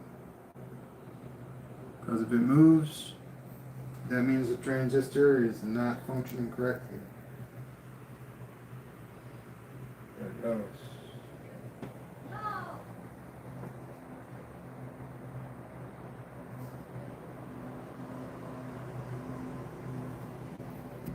Now that we're running on pure power, I might as well hook this up, see if it works.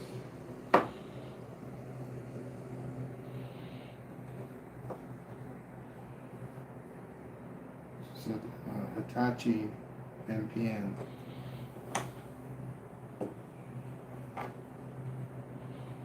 It has an extremely high max voltage and high amperage.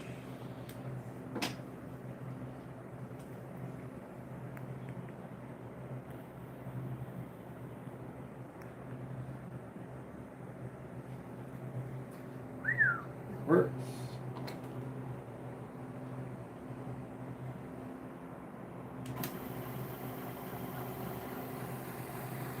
You hear that? That's a working transistor right there.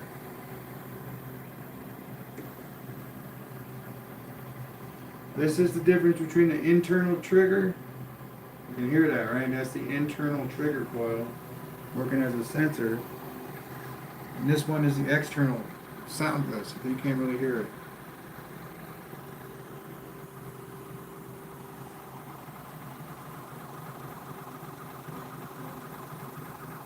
That's weird. How we got this to move so smoothly with the bipolar, and now it seems like it doesn't want to do that. But you know, when you put 37.4 volts into this transistor, you're not going to get the same output as when you put it through this one.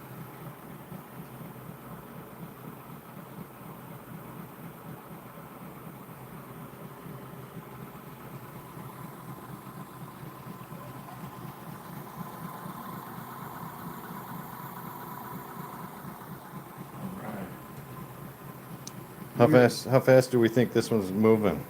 Yeah, let's get a guess going. Drop a comment.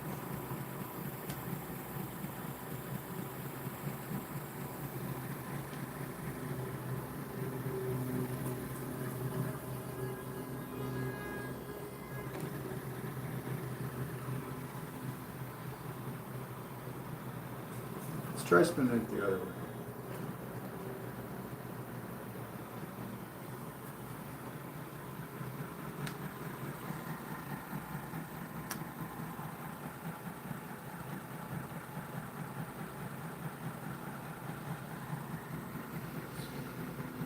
Improving. Yeah, it is. I can hear that.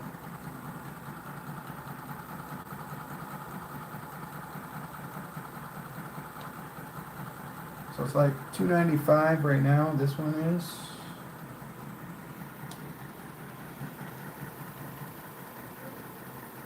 $581. All right. Now the question for me to you is, if I hooked up a reed switch to this right now, do you think I can get over 501 RPM? Or 581, I think is what the reading is. 581. So this is definitely a contest. See which one can do the fastest. This is moving up though, 328, 331. This one is continuing to increase in speed. So I spun it the right way. Alright, I'm going to get one of my new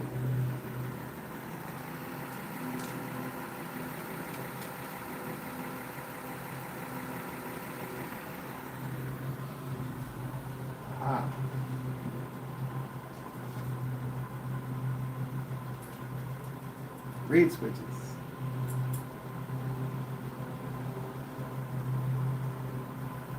The reed switches.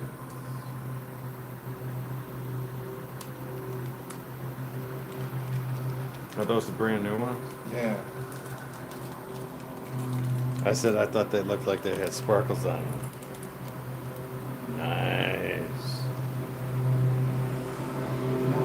What I really would like.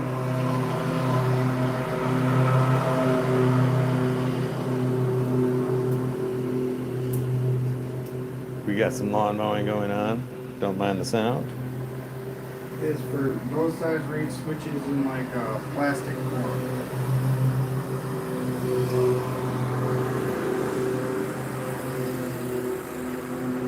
Or actually, do you want to take a break? In a moment. Okay. But yeah, 442, 449, 461. So this one goes this way and that. Yeah.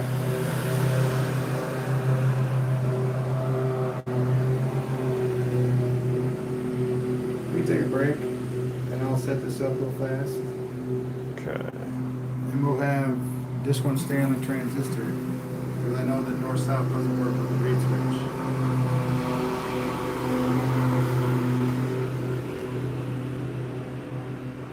All right, everybody, stay tuned. We'll be right back. We're going to let the lawn mowing finish, and we're going to get some water. All right. See you in a minute.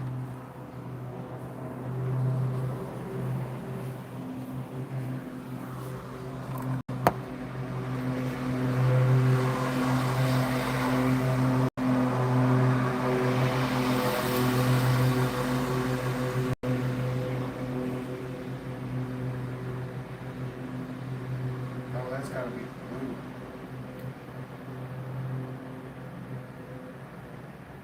Smells something.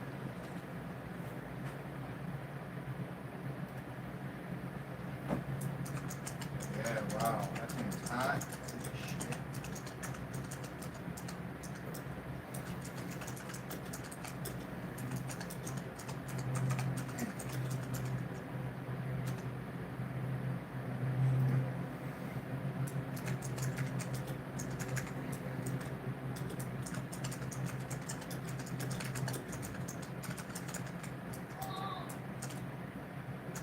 We gotta incorporate some kind of infrared heat-seeking shit going. We need that. There's tons of apps we need to get going.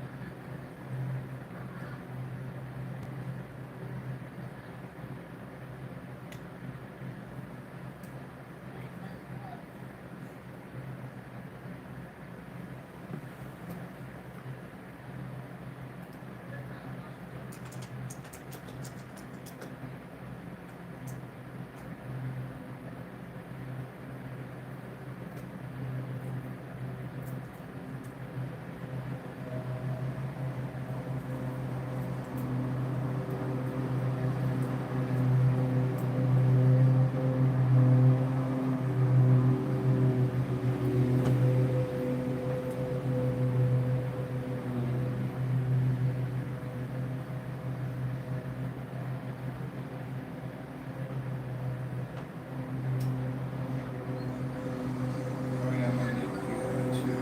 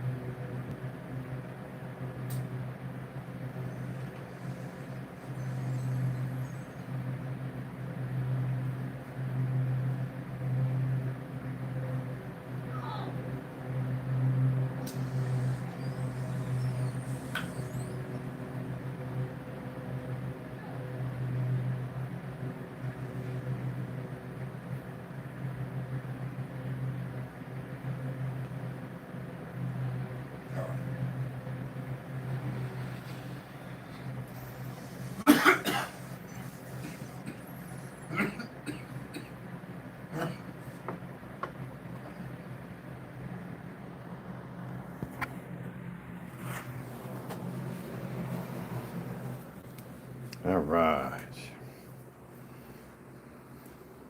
All right, let me get this up out of here. Interesting.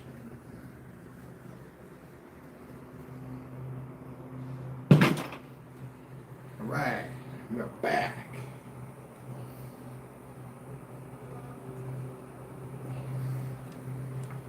Okay, we're here? Yep. All right. This is a 100-volt, 1 amp reed switch. The actual reed switch, not my reed switch with an indicator light. It's not that the light has anything to do with the actual switching, it's just letting you know that it's happening. Okay? Just like the plasma inside of this switch, the light is like the plasma. Exactly the same thing. It's just showing you that it's actually functioning. Got it. Oh yeah, and this bad boy is hot. See, it's already melted off the glue, kinda. Yeah. So yeah, I don't feel too keen about starting it up right this second, but we're gonna do it very soon. I'm gonna put a little bit more glue on here, some fresh glue, not the already melted, remelted, melted in stuff. Some actual fresh glue. Press down, let it bond a little bit. Alright, maybe we could start it up.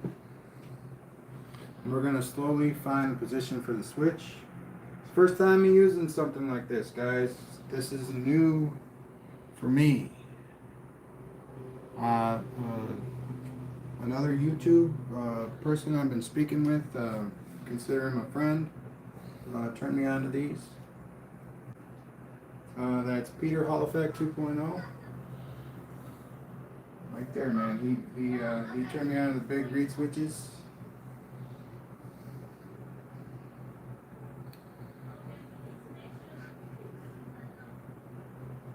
I'm going to start off 33.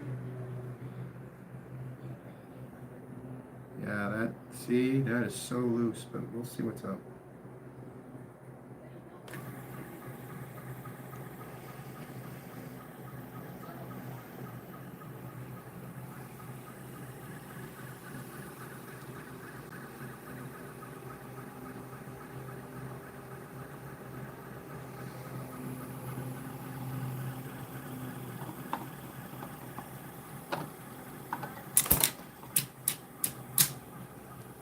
What was that? Oh, I see.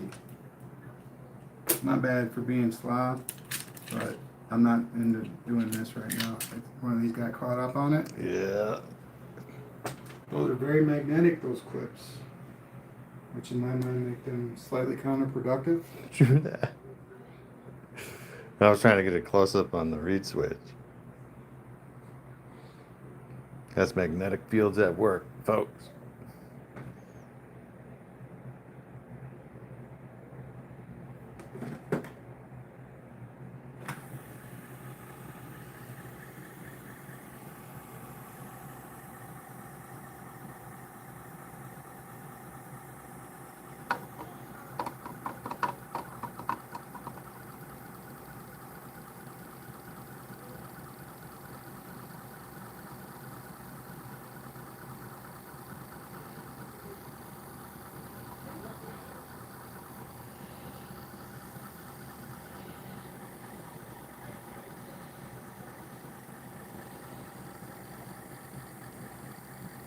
So it looks like it's right about there. And I don't know if this is a high frequency switch. It kind of feels like it's not.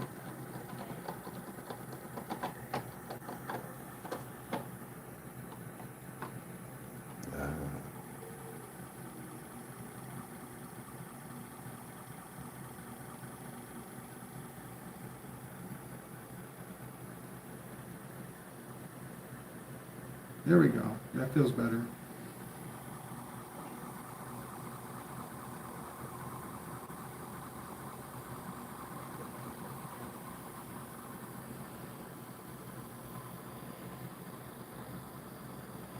Oops, sorry, folks. There we go. I think that's so cool.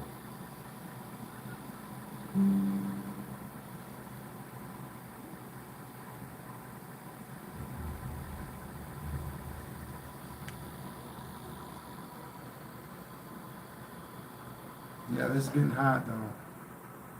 This one over here, it's not switching fast enough to run at that high of a rate. So can't run them both at the same time, but individually we can run it a lot better than running them at the same time. And they are different.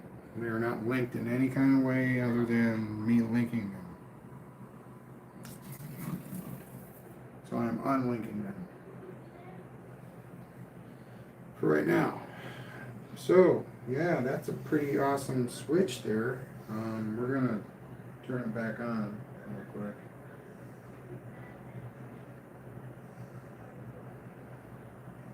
You know, I'm going to disconnect this transistor so we don't have a mistake happen. Like that. Alright, now this is hot. You see that? That is freaking hot. And it shouldn't be that hot because, yeah. Alright, so that's undone. We'll turn this back on.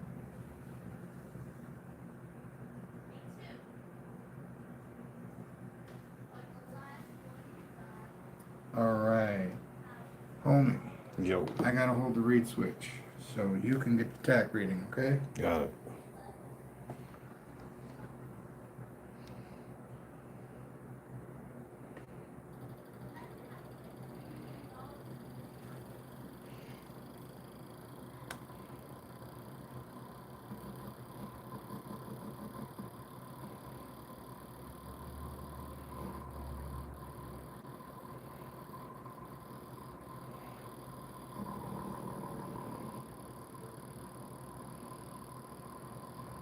Three, 423, 500.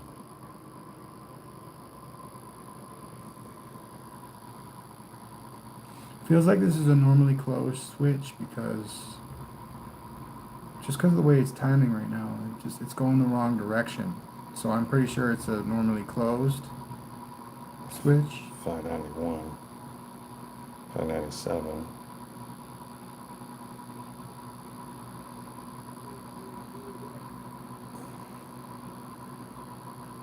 Hey, Brooke, we are using this reed switch to spin this pulse motor, and we're taking a tack reading on it right now. We're going 782 RPM. This is upside down, but I'm trying to read it.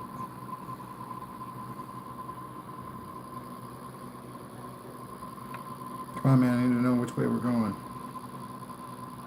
Let go and press the button again.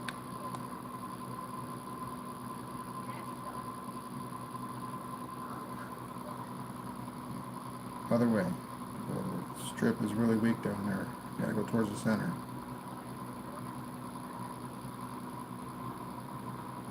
Six.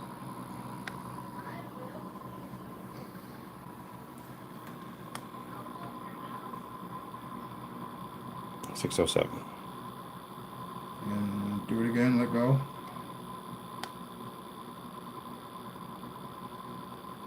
609.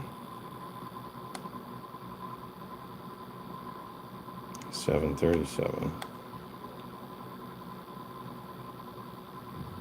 675. 615. So I think that right around 615. Just gotta get the right spot for it. Here, let's try going like this.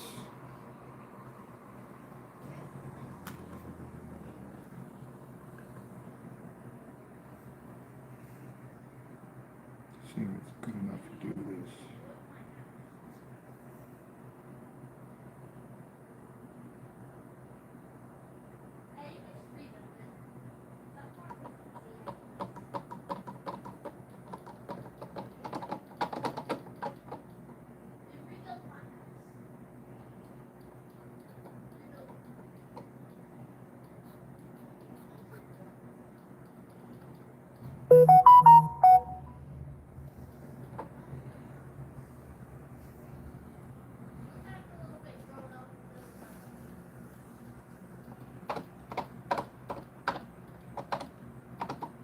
And this is why I leave a spot open, or left a spot open. So you can maneuver it. Yeah, so it would like have its own spot on the wheel here.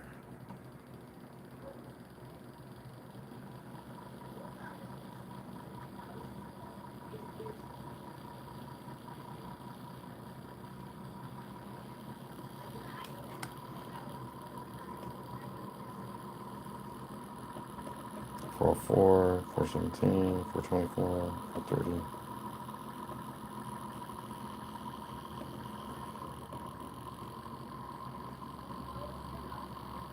480.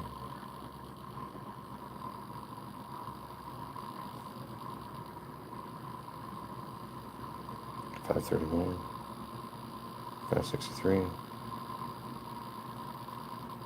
572.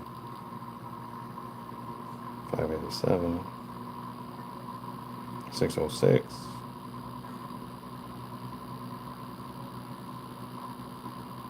614.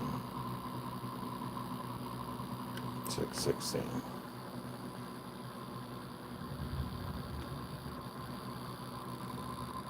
Yes, Brooke, yes.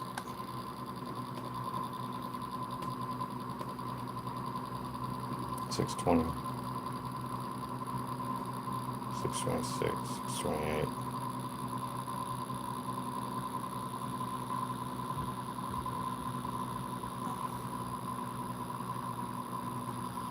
628.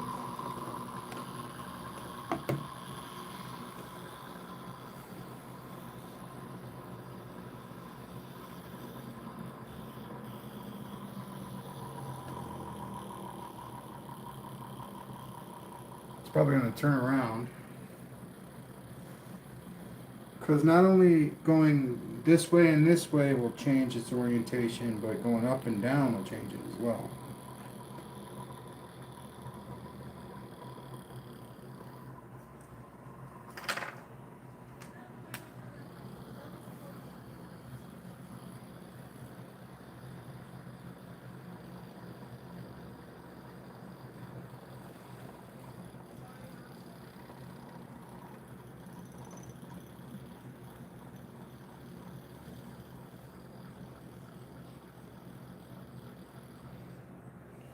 Kind of really clumsy because it's so big.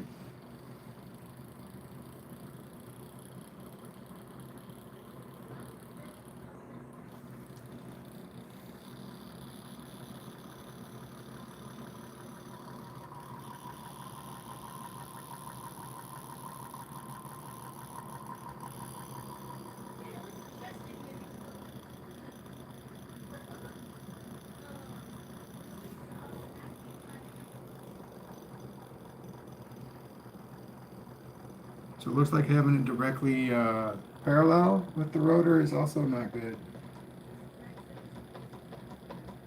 Maybe perpendicular is better.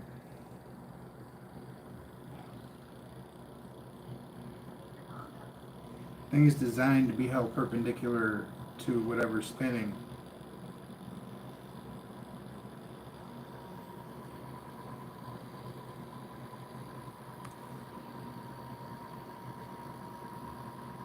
And we're working with DC volts. Currently, no. This is well, it's coming out of the power supply AC, but after that it's DC, and after that it's AC. But yeah, we are starting with DC voltage, but we're not using any rectifier diodes.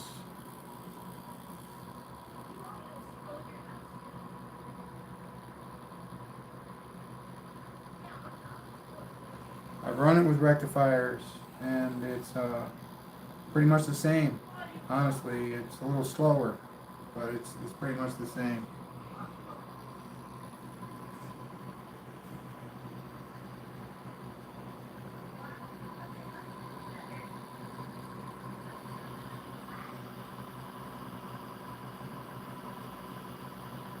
I like that. And since it's an amp switch, it's going to take a lot of power going through this thing to make it break.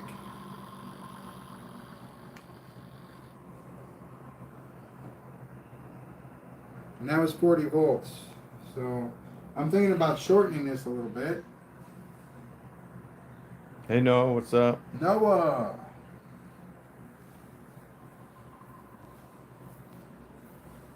Hello. We are going to take out the two white ones and just run it with the green ones.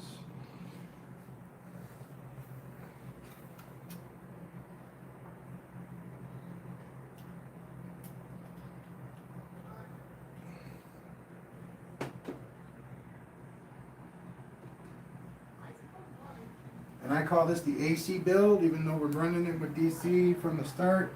Once it gets through that first coil, it's no longer DC electricity.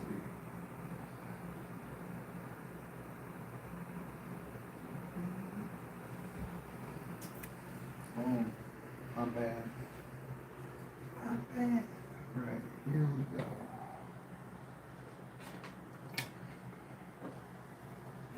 The two white coils have been removed. That's a 16 gauge and a 20 gauge coil have been removed. Alright. Oh man.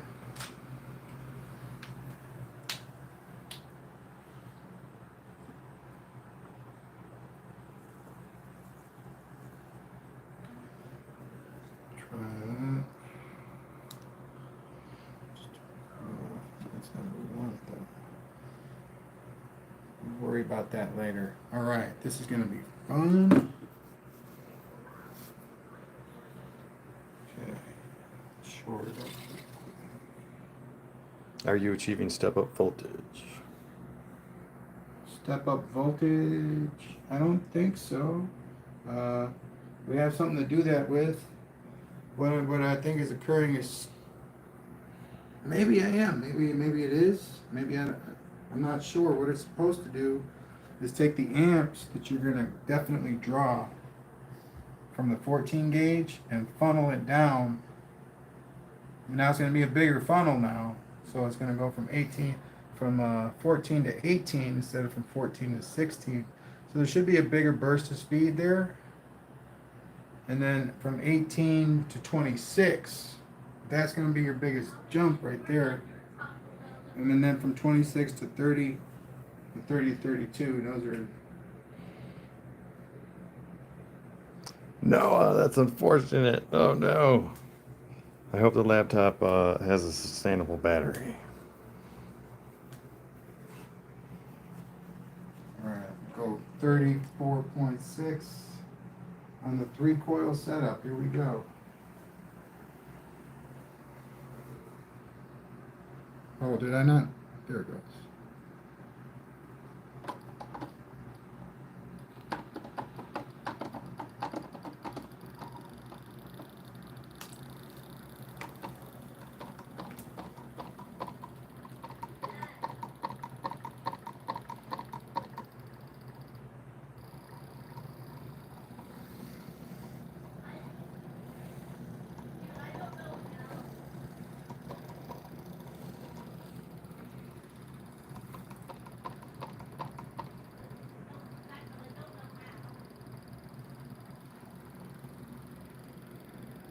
Now, see, it needs its own stand so I don't have to hold it.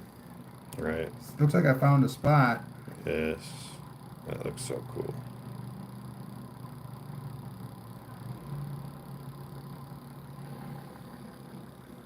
Get a tack on that.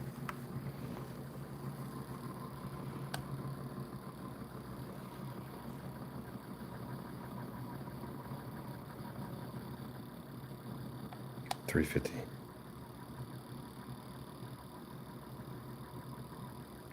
$400. $425.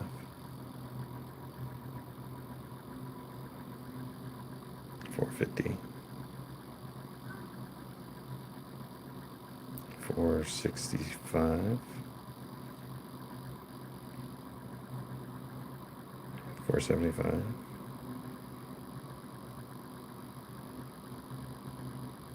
$500.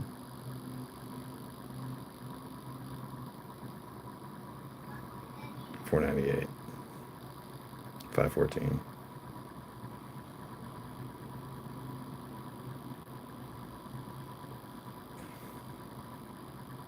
Let it go and start again, dude. I need to know whether I'm moving in the right direction or to stand still when you're reading. 528. Okay. 527. That's really taxing on the body.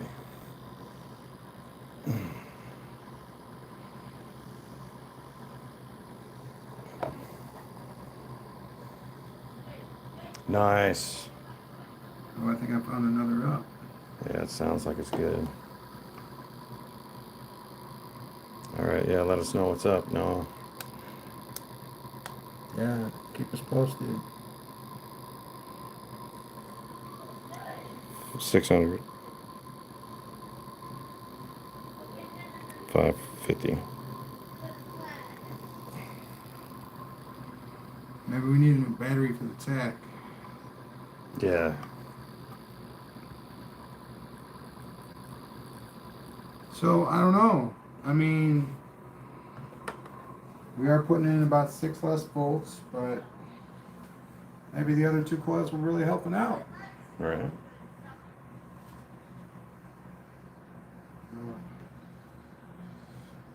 Mm.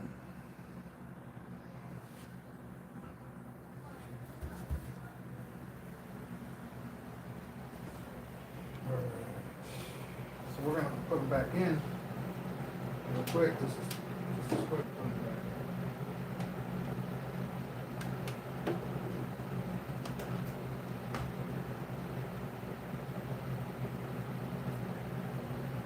I think having that added resistance and other stuff actually helps more than it hindered. So I'm gonna put it all back in.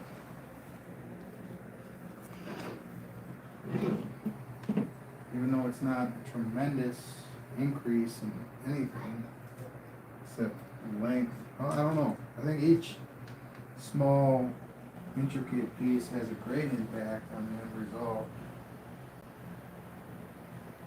So like if so many of your pieces aren't fitting together, then maybe you just go ahead and do something else.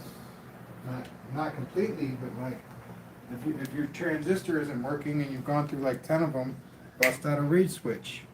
Don't hesitate. It's gonna drive you mad.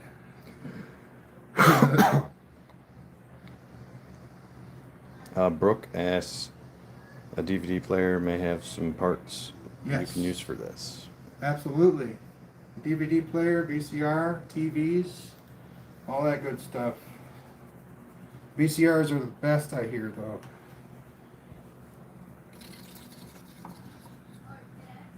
But I think, honestly, you're going to have better luck finding a DVD or a CD player than you are going to be finding a VCR right now. Not like they're incredibly hard to get, but they're becoming increasingly hard to find. And all that old stuff is pretty heavy, so it costs a lot to ship.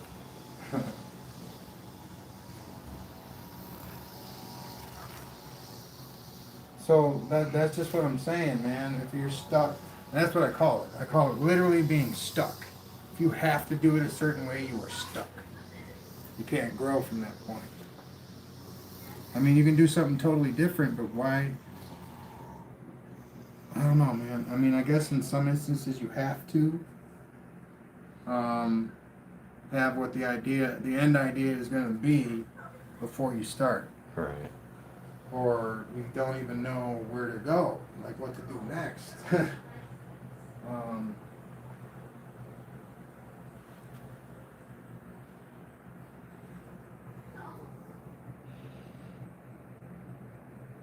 And like me, I wouldn't even know where to start.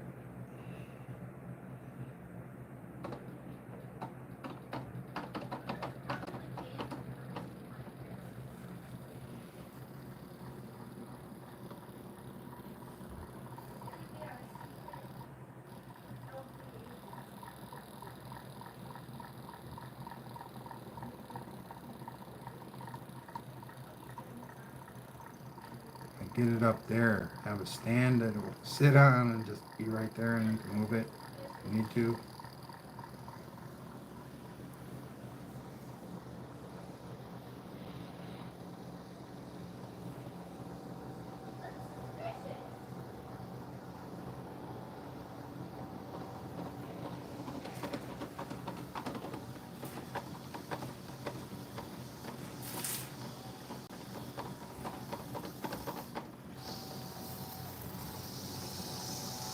Alright.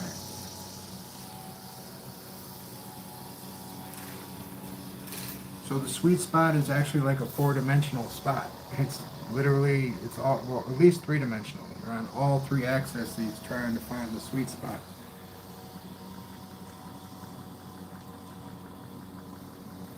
Because when I lifted it up, it just took off. Because the magnetic field is above and below, there's 0 point, all that stuff. When you put it in 0 point,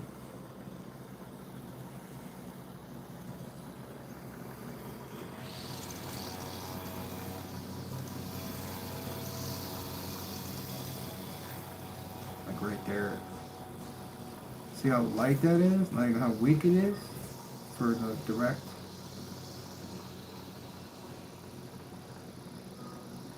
Alright, and lift it up.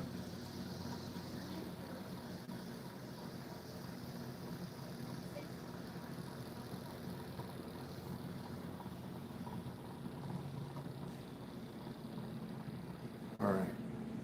It's so fragile, like the positioning of that switch is extremely difficult because you want to put I want to put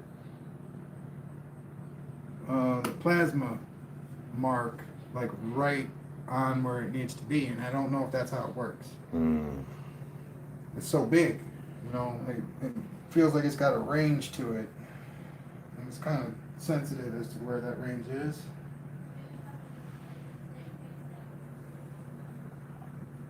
But it's cool.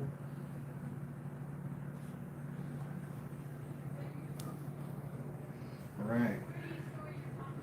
Turn this off. God, I was playing with it at 40 volts. Let's get some glue on that. Hey everybody, welcome to the channel. Thank you for dropping in. This is Papa Bale, and we are working with pulse motors today. Hey, what's up? This is the amp funnel, and what it does is it takes virtually any amps that you put into the system here at 14 gauge, and it funnels it down to 32 gauge at the end. And apparently that's the only way it'll function. You can run it with a transistor or a reed switch. Doesn't really matter. It doesn't work well with SG, as far as I know, to the extent that I've tested it. Tested about 4 different connections and with the SG, and it didn't really like SG. I tried using the negative off the collector to run a bipolar rotor. It did a piss poor job, but it's probably because of this circuit. It's not a Bendini circuit. Just what was on the transistor was SG. Brooke says back in the 20s, generators were called Ring of Fire because of the plasma field they emitted. Oh yeah. Yeah, nice. Yeah, Ring of Fire is it's right there, man. That's awesome. Yeah. I made a coil called the Master Ring. There's a 20 file coil with 50 turns on a bobbin smaller than this one. That's why I call it the Master Ring, because I could put my finger on it. Yeah. And I remember that. it was literally the smallest freaking thing you've ever seen. and it would run the motor at least 500, 600 RPMs. I mean, the one comment that I got from it was, off of something so small. Yeah, man. You'd be freaking amazed. Some of the stuff. And then, you know, for some people it won't thrill you at all. Oh, wait a minute. We're doing this. Let me turn this down. Okay.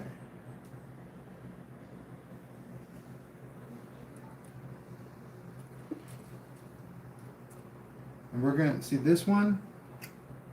This transistor right here is literally, you got to turn it all the way up on a 60 volt power supply to start milking it at all.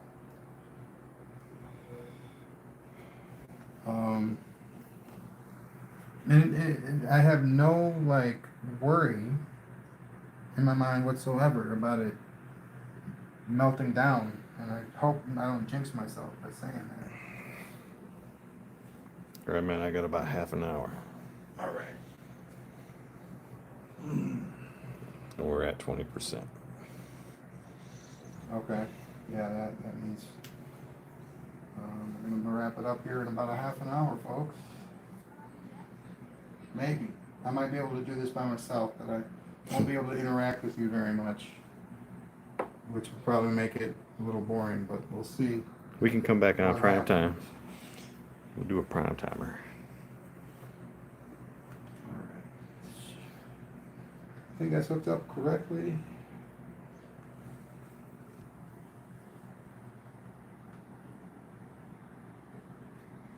$40. Here we go. We're gonna spin it this way. That sounds fresh.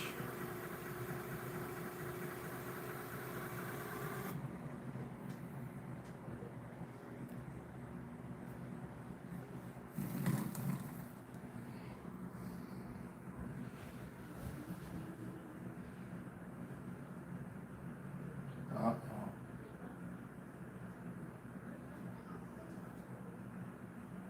So there it was, the jinx, my ladies and gentlemen. I feel shameful right now. I just blew the transistor.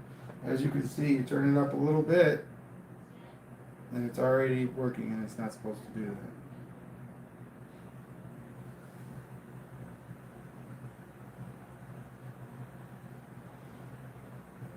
that. Yep, it is totally fried. No, wait, that looks like it's definitely working, doesn't it? Does. Something's fried in the transistor, though. Because you heard it like hissing, right? No, it's not. Okay, we're going to turn that down.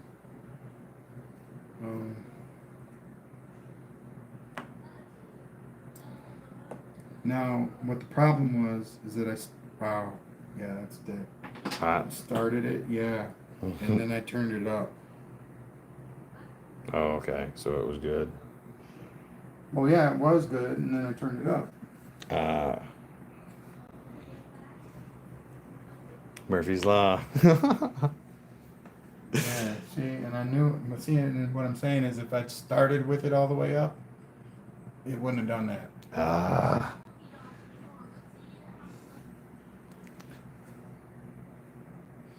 Mm.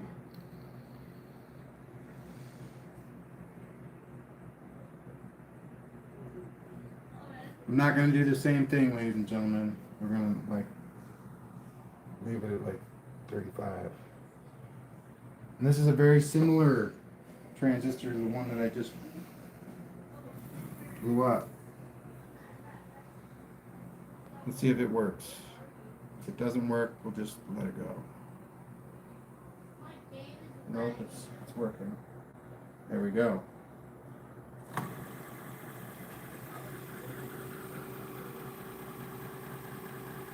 Now, since it's the only load on there, it should pick up speed rather quickly.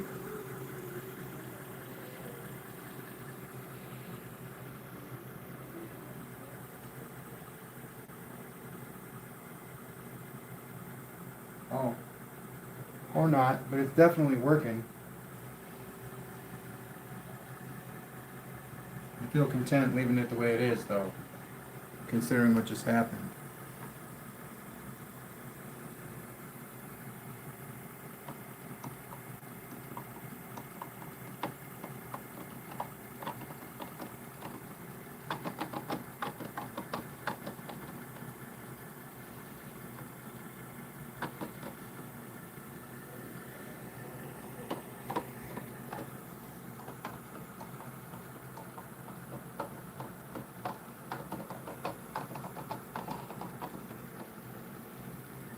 Yeah, nice.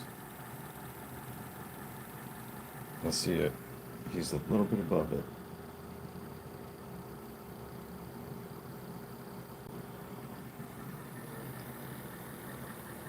Hey everybody, thank you for dropping in. Hey, what's up? Leave us a like, subscribe, drop a comment, let us know if you have any questions.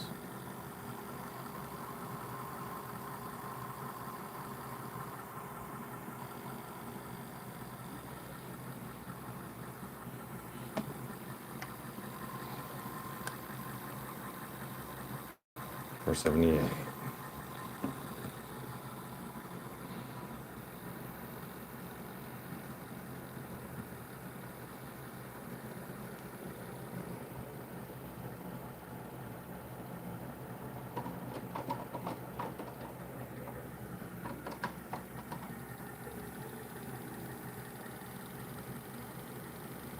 I feel like it's going the right way now.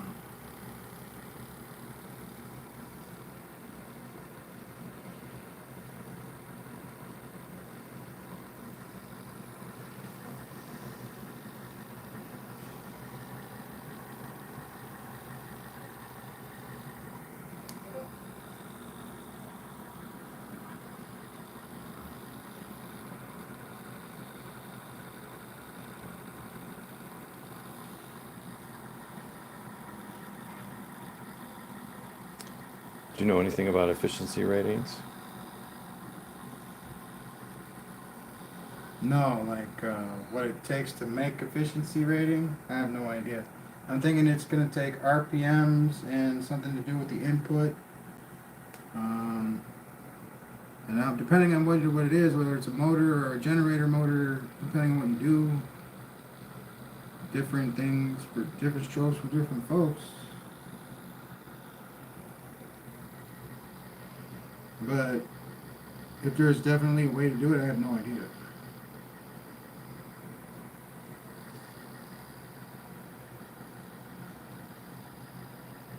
And that's definitely not my goal here, to be efficient. That is not what I'm trying to do. I mean, I could do an experiment trying to do that, but that is not what I'm all about, man. Yeah, dude. If your kid doesn't eat the pizza, what are you going to do with it? You're going to eat it yourself, or you're going to throw it away. Most of the time, you're going to throw it away because you don't need to eat an extra piece of pizza.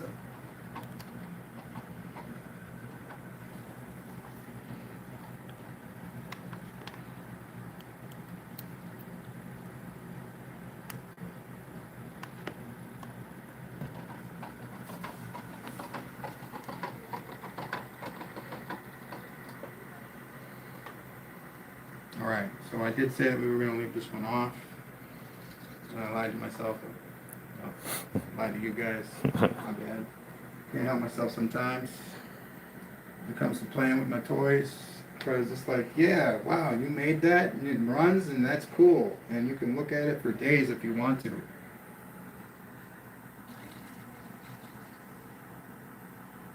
This runs so well. And this is a bipolar now, and it's running tack meter, bro. Sorry. Nope, that's all right. 388, 391, 392. So 390. Wow, why is that so low? Because the coil's hot. Didn't have a core in it. Maybe. It had a core the last time. Lots of differences.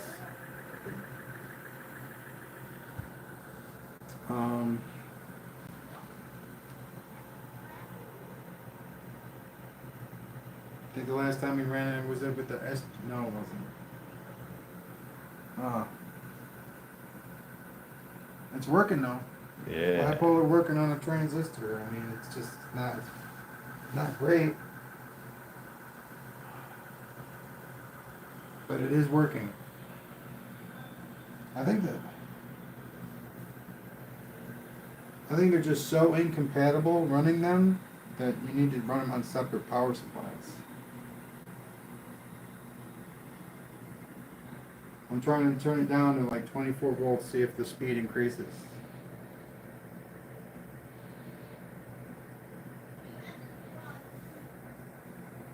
Sorry to hear that, Noah. Glad everything's okay. Hopefully it will work out today. Definitely 397.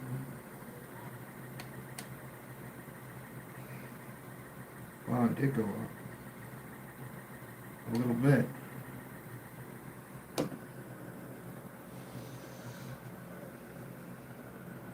Yeah, the coil's hot.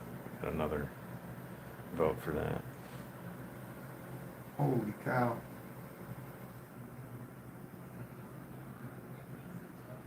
such a tiny coil. Let's turn it down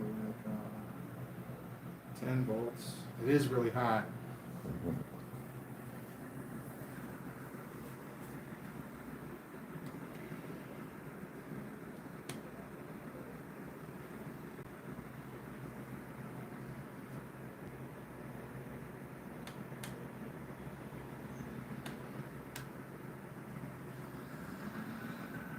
Oh no. So it's 10 volts in. I just want to see.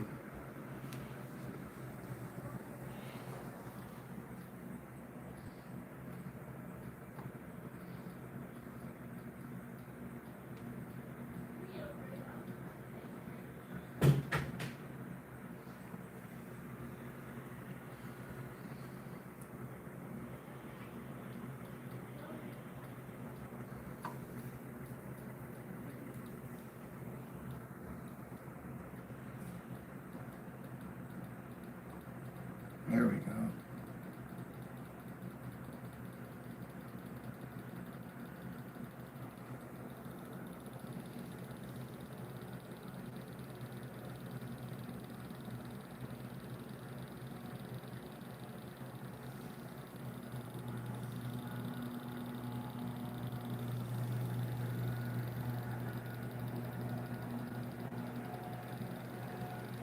No, I said that's a beast. That reed switch.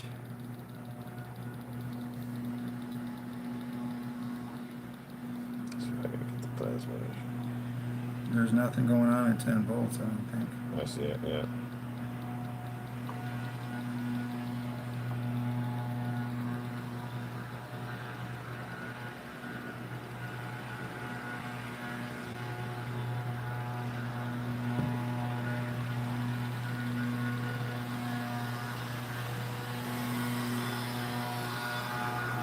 Oh yeah, so just finding the right spot, and like I said, is a challenge sometimes.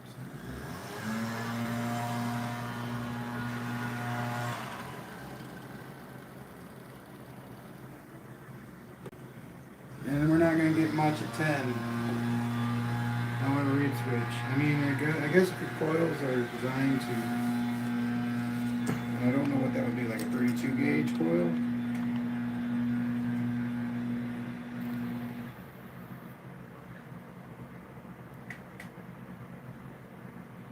Alright, so that's slowly going down in speed. Alright.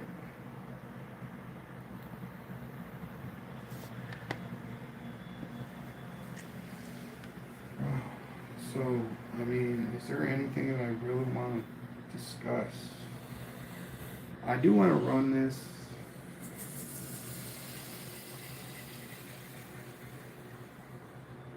with this and the motor, just to see how well or not well it works. Okay. With a double load, see, because now it's like a traction.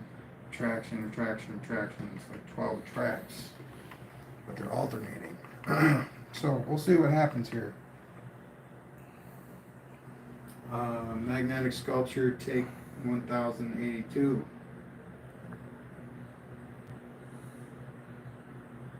Hey Jimmy Omar, welcome to the channel. 19 volts. We're doing good. Can you please translate in English?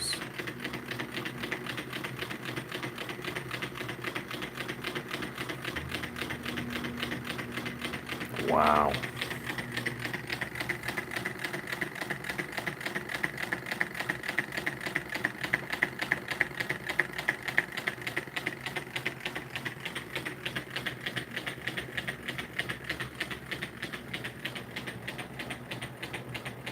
Alright, so there's 6 of these magnets that are not glued in. So you hear that click, click, click, click, click. It's because the magnets aren't glued in.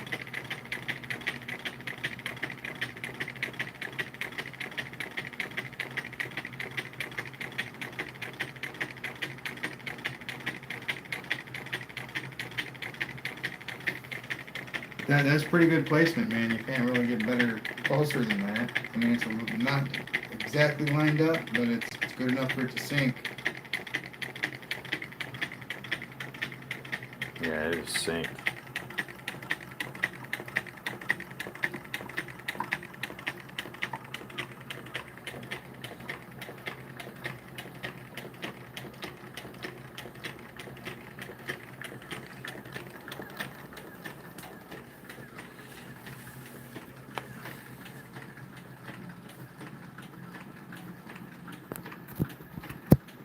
And this is probably because of the transistor that I'm using. It's a different kind than I'm used to using.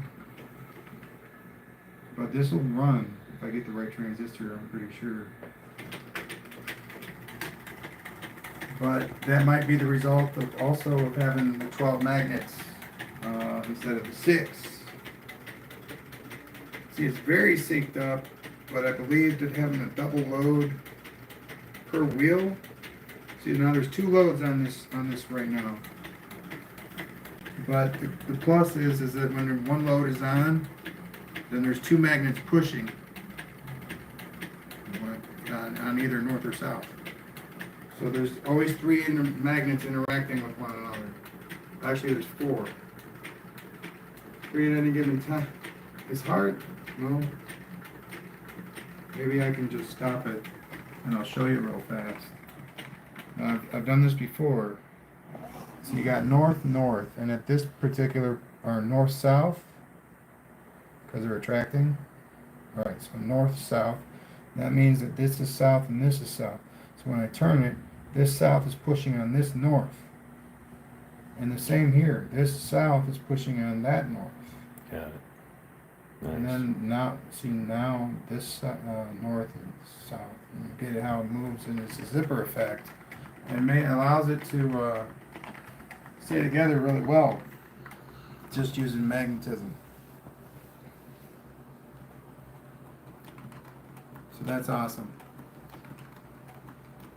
Now, I don't know if it's going to be able to, well, definitely not with that transistor.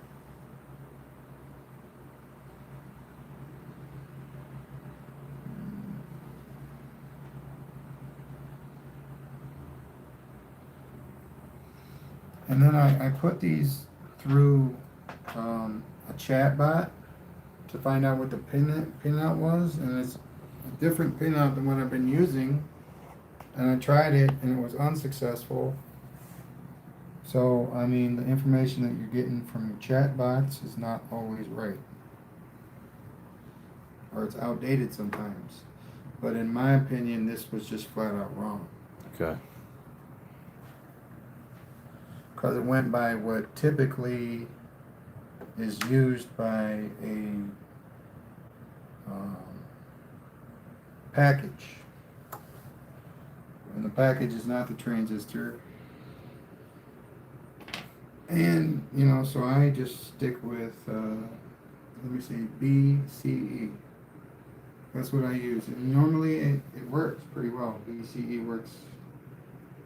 Noah's asking what's going on with this one and the motor. It's a sync roll, so when the magnet spins like this, the aluminum spins like this. And it pretty much, it won't counter rotate because there's no force. It's only magnetism. There's no electromagnetism, which is, in my opinion, totally different than permanent magnetism. Like 100%, there's force in electromagnetism. There's no force here, so it's gonna grip it, and it's gonna spin it the same way. And the fact that it's on the same shaft, contributes to that effect. But these bearings are very good. This is very light material, and this will spin either way. So if there was counter rotation occurring,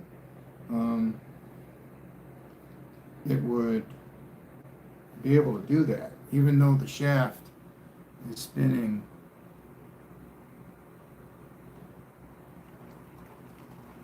So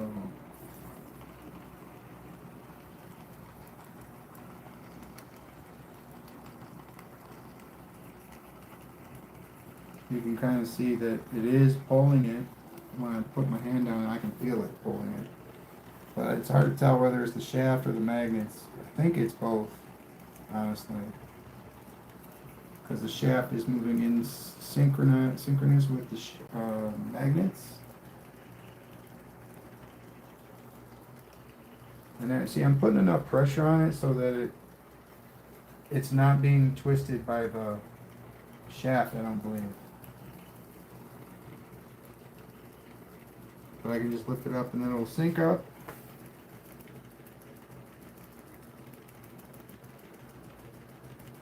It is moving at different speeds though, you can tell.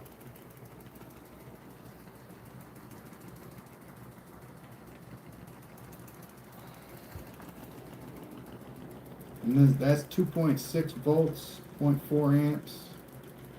It is running on a DC motor.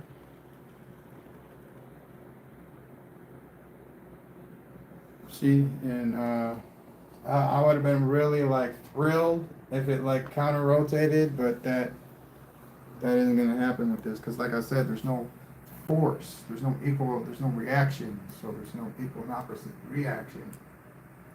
So yeah, but since it does, push aluminum and permanent magnet, it pushes it pretty well. Now, if I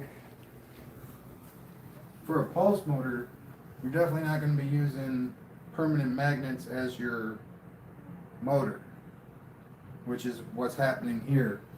The motor's on the bottom, but the permanent magnets are being used. Well, I don't know. I guess it could work. It's definitely a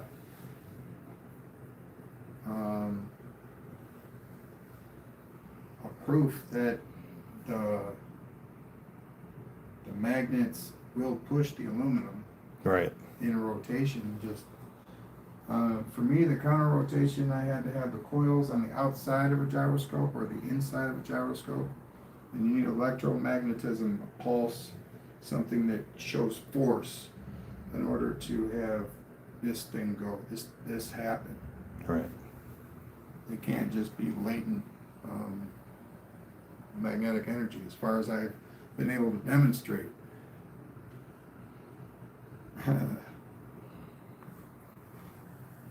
But it is cool. I do see synced rotation, so there is application for that. About my time travel pulse motor, the Otis T car mobile. This is one of the Utrons that I was going to use, but I know now that I need to refine my build a little bit. God knows when I'll be able to get this rolling. I mean, You can talk about it, how expensive it is. this is literally, to get this done, just to print all these that I need, it's going to cost me $250. And as soon as I get the design right, this was just to make sure that, I even wanted to go through with this. 2 of these will cost $100.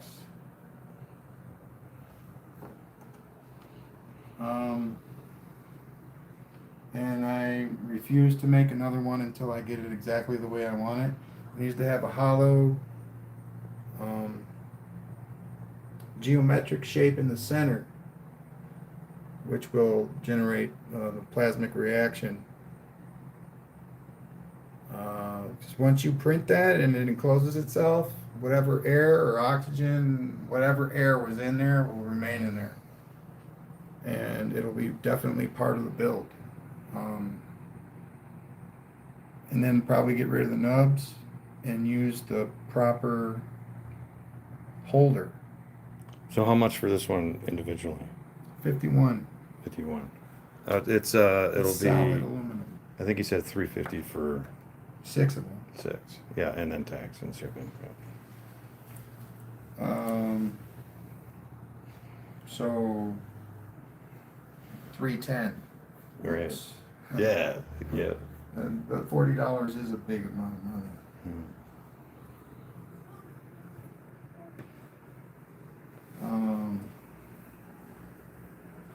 And then I'll be using, because I proved that this aluminum will eddy current we move. You don't need thicker. I don't need thicker aluminum, so that's good. I'll use that aluminum to cover up my other holes in my rotor. I think mainly what's going to happen is we're going to have a neutron, and then we're going to have aluminum cover this and the bottom.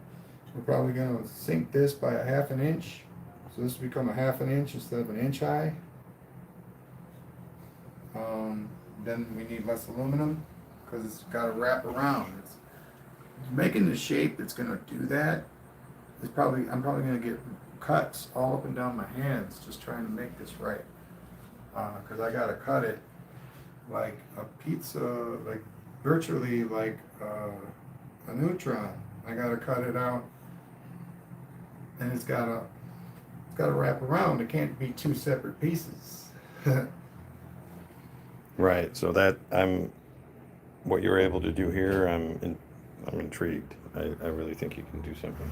Oh, I know it'll work. I know it'll work. But it'll probably work the way I make it work. You know, it's going to go 600 RPMs. It's going to be just moseying along. And that, you know what? I'm cool with that. If I can make something this complicated work, I'm cool with that. Me too. Yeah. I'm cool with it going 600. I don't need to travel forward in time. I need to travel back in time. About 5 more minutes. All right. I'm not saying that I haven't made mistakes. I'm not saying that at all. I'm just saying I don't need to do that. Will I? Does it work? I don't know. I have to build it first. I haven't seen a working model ever in my life. So, I mean, I've heard a lot of stuff about it, more and more stuff. Peter Hall effect 2.0. It's got a lot of information and links to, you know, what all this stuff is. Right. There's data on what this stuff is and what it's supposed to do. But we'll see what it does. That's what I'm all interested about. People ask me, what is it supposed to do? I mean, what kind of question is that supposed to be? Wink, wink.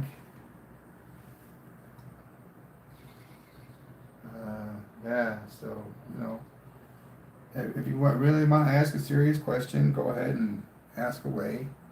Because I can be as vague as that question is. Pulse motor. Pulse motor is the answer. Yes, always. Pulse motor. Simple. Simple. And then there's this one guy out there that's always going to say, well, it's not a pulse motor. It wasn't built this way, and it doesn't have this much resistance, so it's not a pulse motor.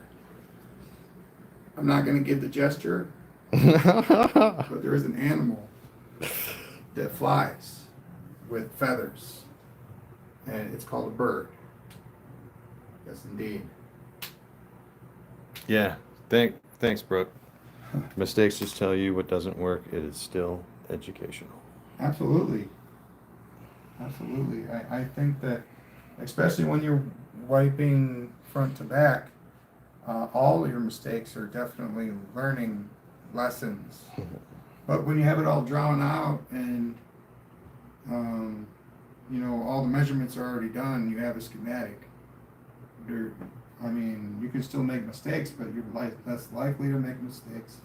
You're more likely to have a sound motor that you can explain to people. Yes. Then they'll be able to understand you, because there is a standard of communication in this field that I don't fully grasp, but I know it exists, so that the people can talk to one another about stuff. So what I do is I get the hard data, all the facts, like if you spin it this way, it'll go this many RPMs, yada, yada, yada. If you spin it the other way, you get different data. Okay, and if your data is different, you got to write that down. I haven't really gotten into writing things down. I started the other day over there. I was using YouTube basically as my notepad. and so that, you know, they could, you know, people could learn from my mistakes, and I could remember my mistakes by watching my videos and my successes as well. I think the max RPMs I've gotten out of anything that I've built is 1400, and that's with a reed switch. Nothing else has come close, and that's why I'm a fan of the reed switch. I mean, maybe 1200 with a transistor. That's max. That's the max I could get, and that's because I believe there's a sweet spot that you gotta. It's really hard. Like we were trying to find the sweet spot with the frequency generator over here. Frequency generator. With the reed switch, I mean, there is definitely a sweet spot, but you get immediate results when you move it. You move the reed switch, you get immediate results.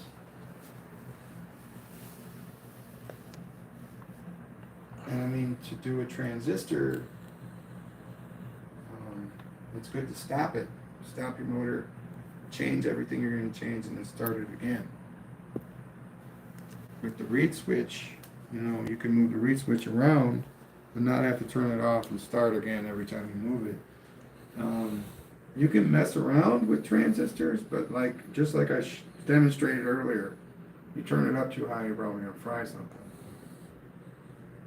So it's good to start it, stop it, and then start it with each new adjustment of voltage. Then of course the resistors and resistance.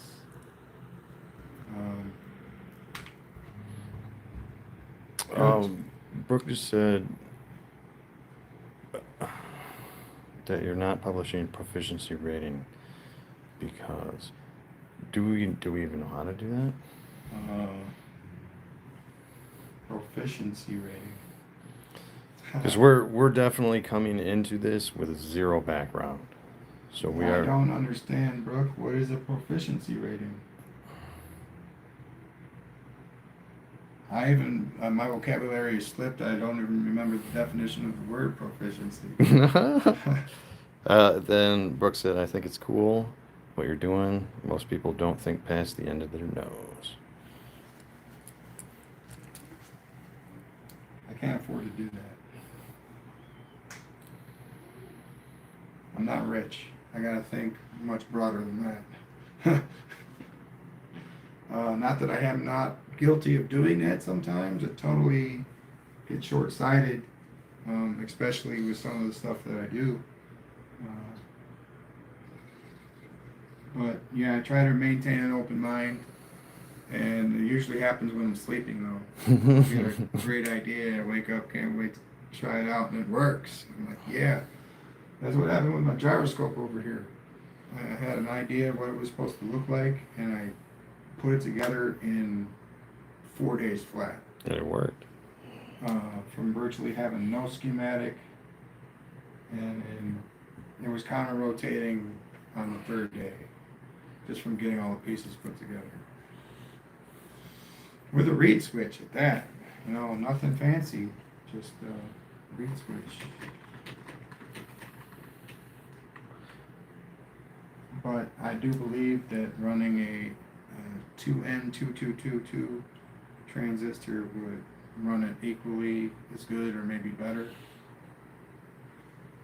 So yeah, I might get back into that and hook that up. It's really cool how it all came together. It's like, how are you going to do a gyroscope with a reed switch? You got to have a 95% duty cycle. There it is. So it's a power hog, no doubt, but it works. Just like this motor right here, this it's not necessarily a power hog, it's a voltage hog. Yeah, so you can put in 65 volts without a problem, and you're probably only going to be pushing about 12 watts at that point. I think that's a good deal, really good deal. thank you very much for everybody that had good stuff to say. I appreciate your input and ideas. Uh,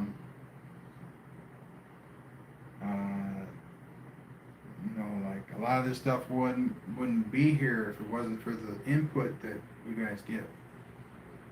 I put my own twist on pretty much everything I do, but I definitely listen to you guys. I listen to pretty much everything that's coming through the channel. Maybe on the live aspect of things, I'm not really engaged, but I do my best. And you're doing a lot of hooking up the circuits and troubleshooting, which is okay. And educational.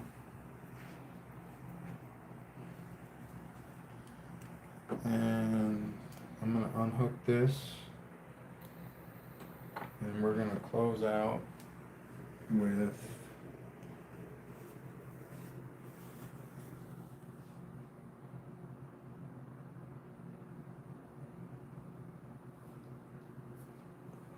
Thank you, Kelly. Thank you, thank you. All right.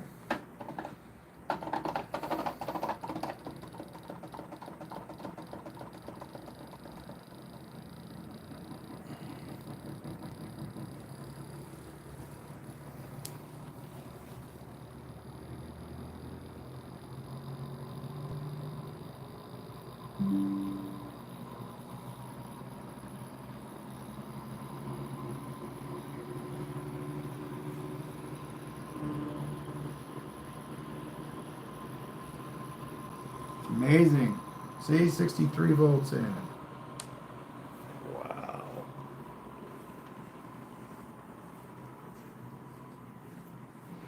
And I think with the reed switch, you can just, as long as you're in your zone with the reed switch, or you need a resistor or something, whatever you need, you can continue to increase the voltage to its threshold and probably a little bit beyond. And it will respond accordingly. See, with the transistor in a different circuitry, you turn it up and it'll stop working, or it'll go down because you left your range, and it's just different. And I'm willing to learn both styles, because it's obviously a different style, man. I mean, the transistor is obviously a more refined. But I do believe it's more for people that like to have that sense of confinement. Because I think about it and I'm like, well, there's so many things that have to happen. I've now painted myself into a corner. Right. True that. I wish it was a little bit more flexible. But, like I said, I'm willing to learn all of it. The transistor, the resistor, the impedance, the reluctance, all that stuff. Because, I fancied myself to be a relatively good coil designer. But, recently I've been proven to not really know what I'm doing at all, and that's okay. That's okay. I've learned a lot, and it's like I really just, this is it right here. This is the end of my resources for wire. Got some on the table right there, some on the bottom shelf, and that's it. So every single coil that I pump out is going to be well thought out. It's going to have all the math behind it. It's going to have its reluctance, its impedance, its resistance, its ohms, resistance, all that. It's going to be all documented. And if I stumble across something, I hope that there isn't any problem with anybody. Because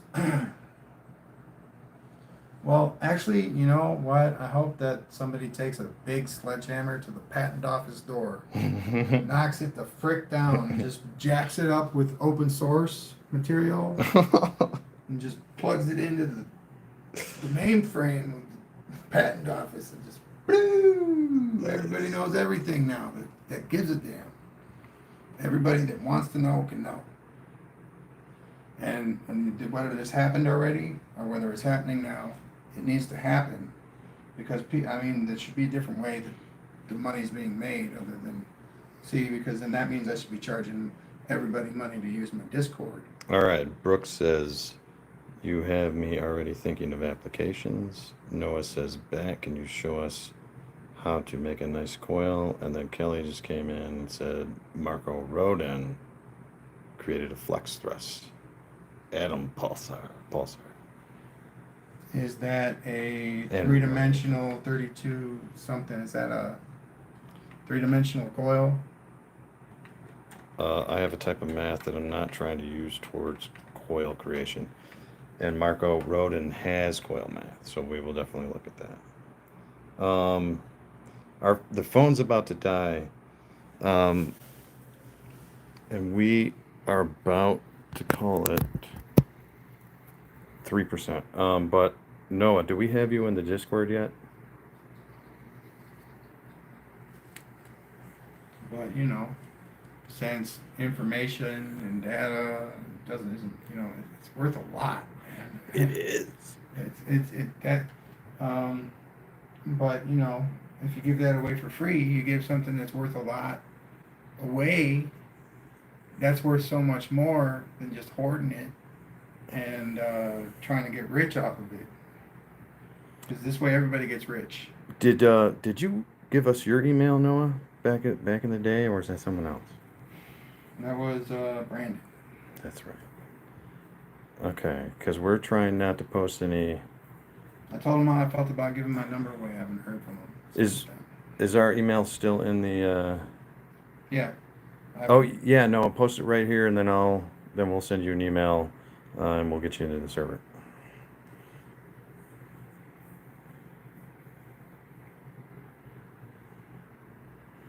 He said, "Good luck, Marco Rodin is not holding patent." Oh yeah, no. I mean, seriously, if I stumble across something that works, what I'm going to do is I'm going to go straight to an open source forum and I'm going to post it. No doubt, we love open source. Right on, Noah. All right.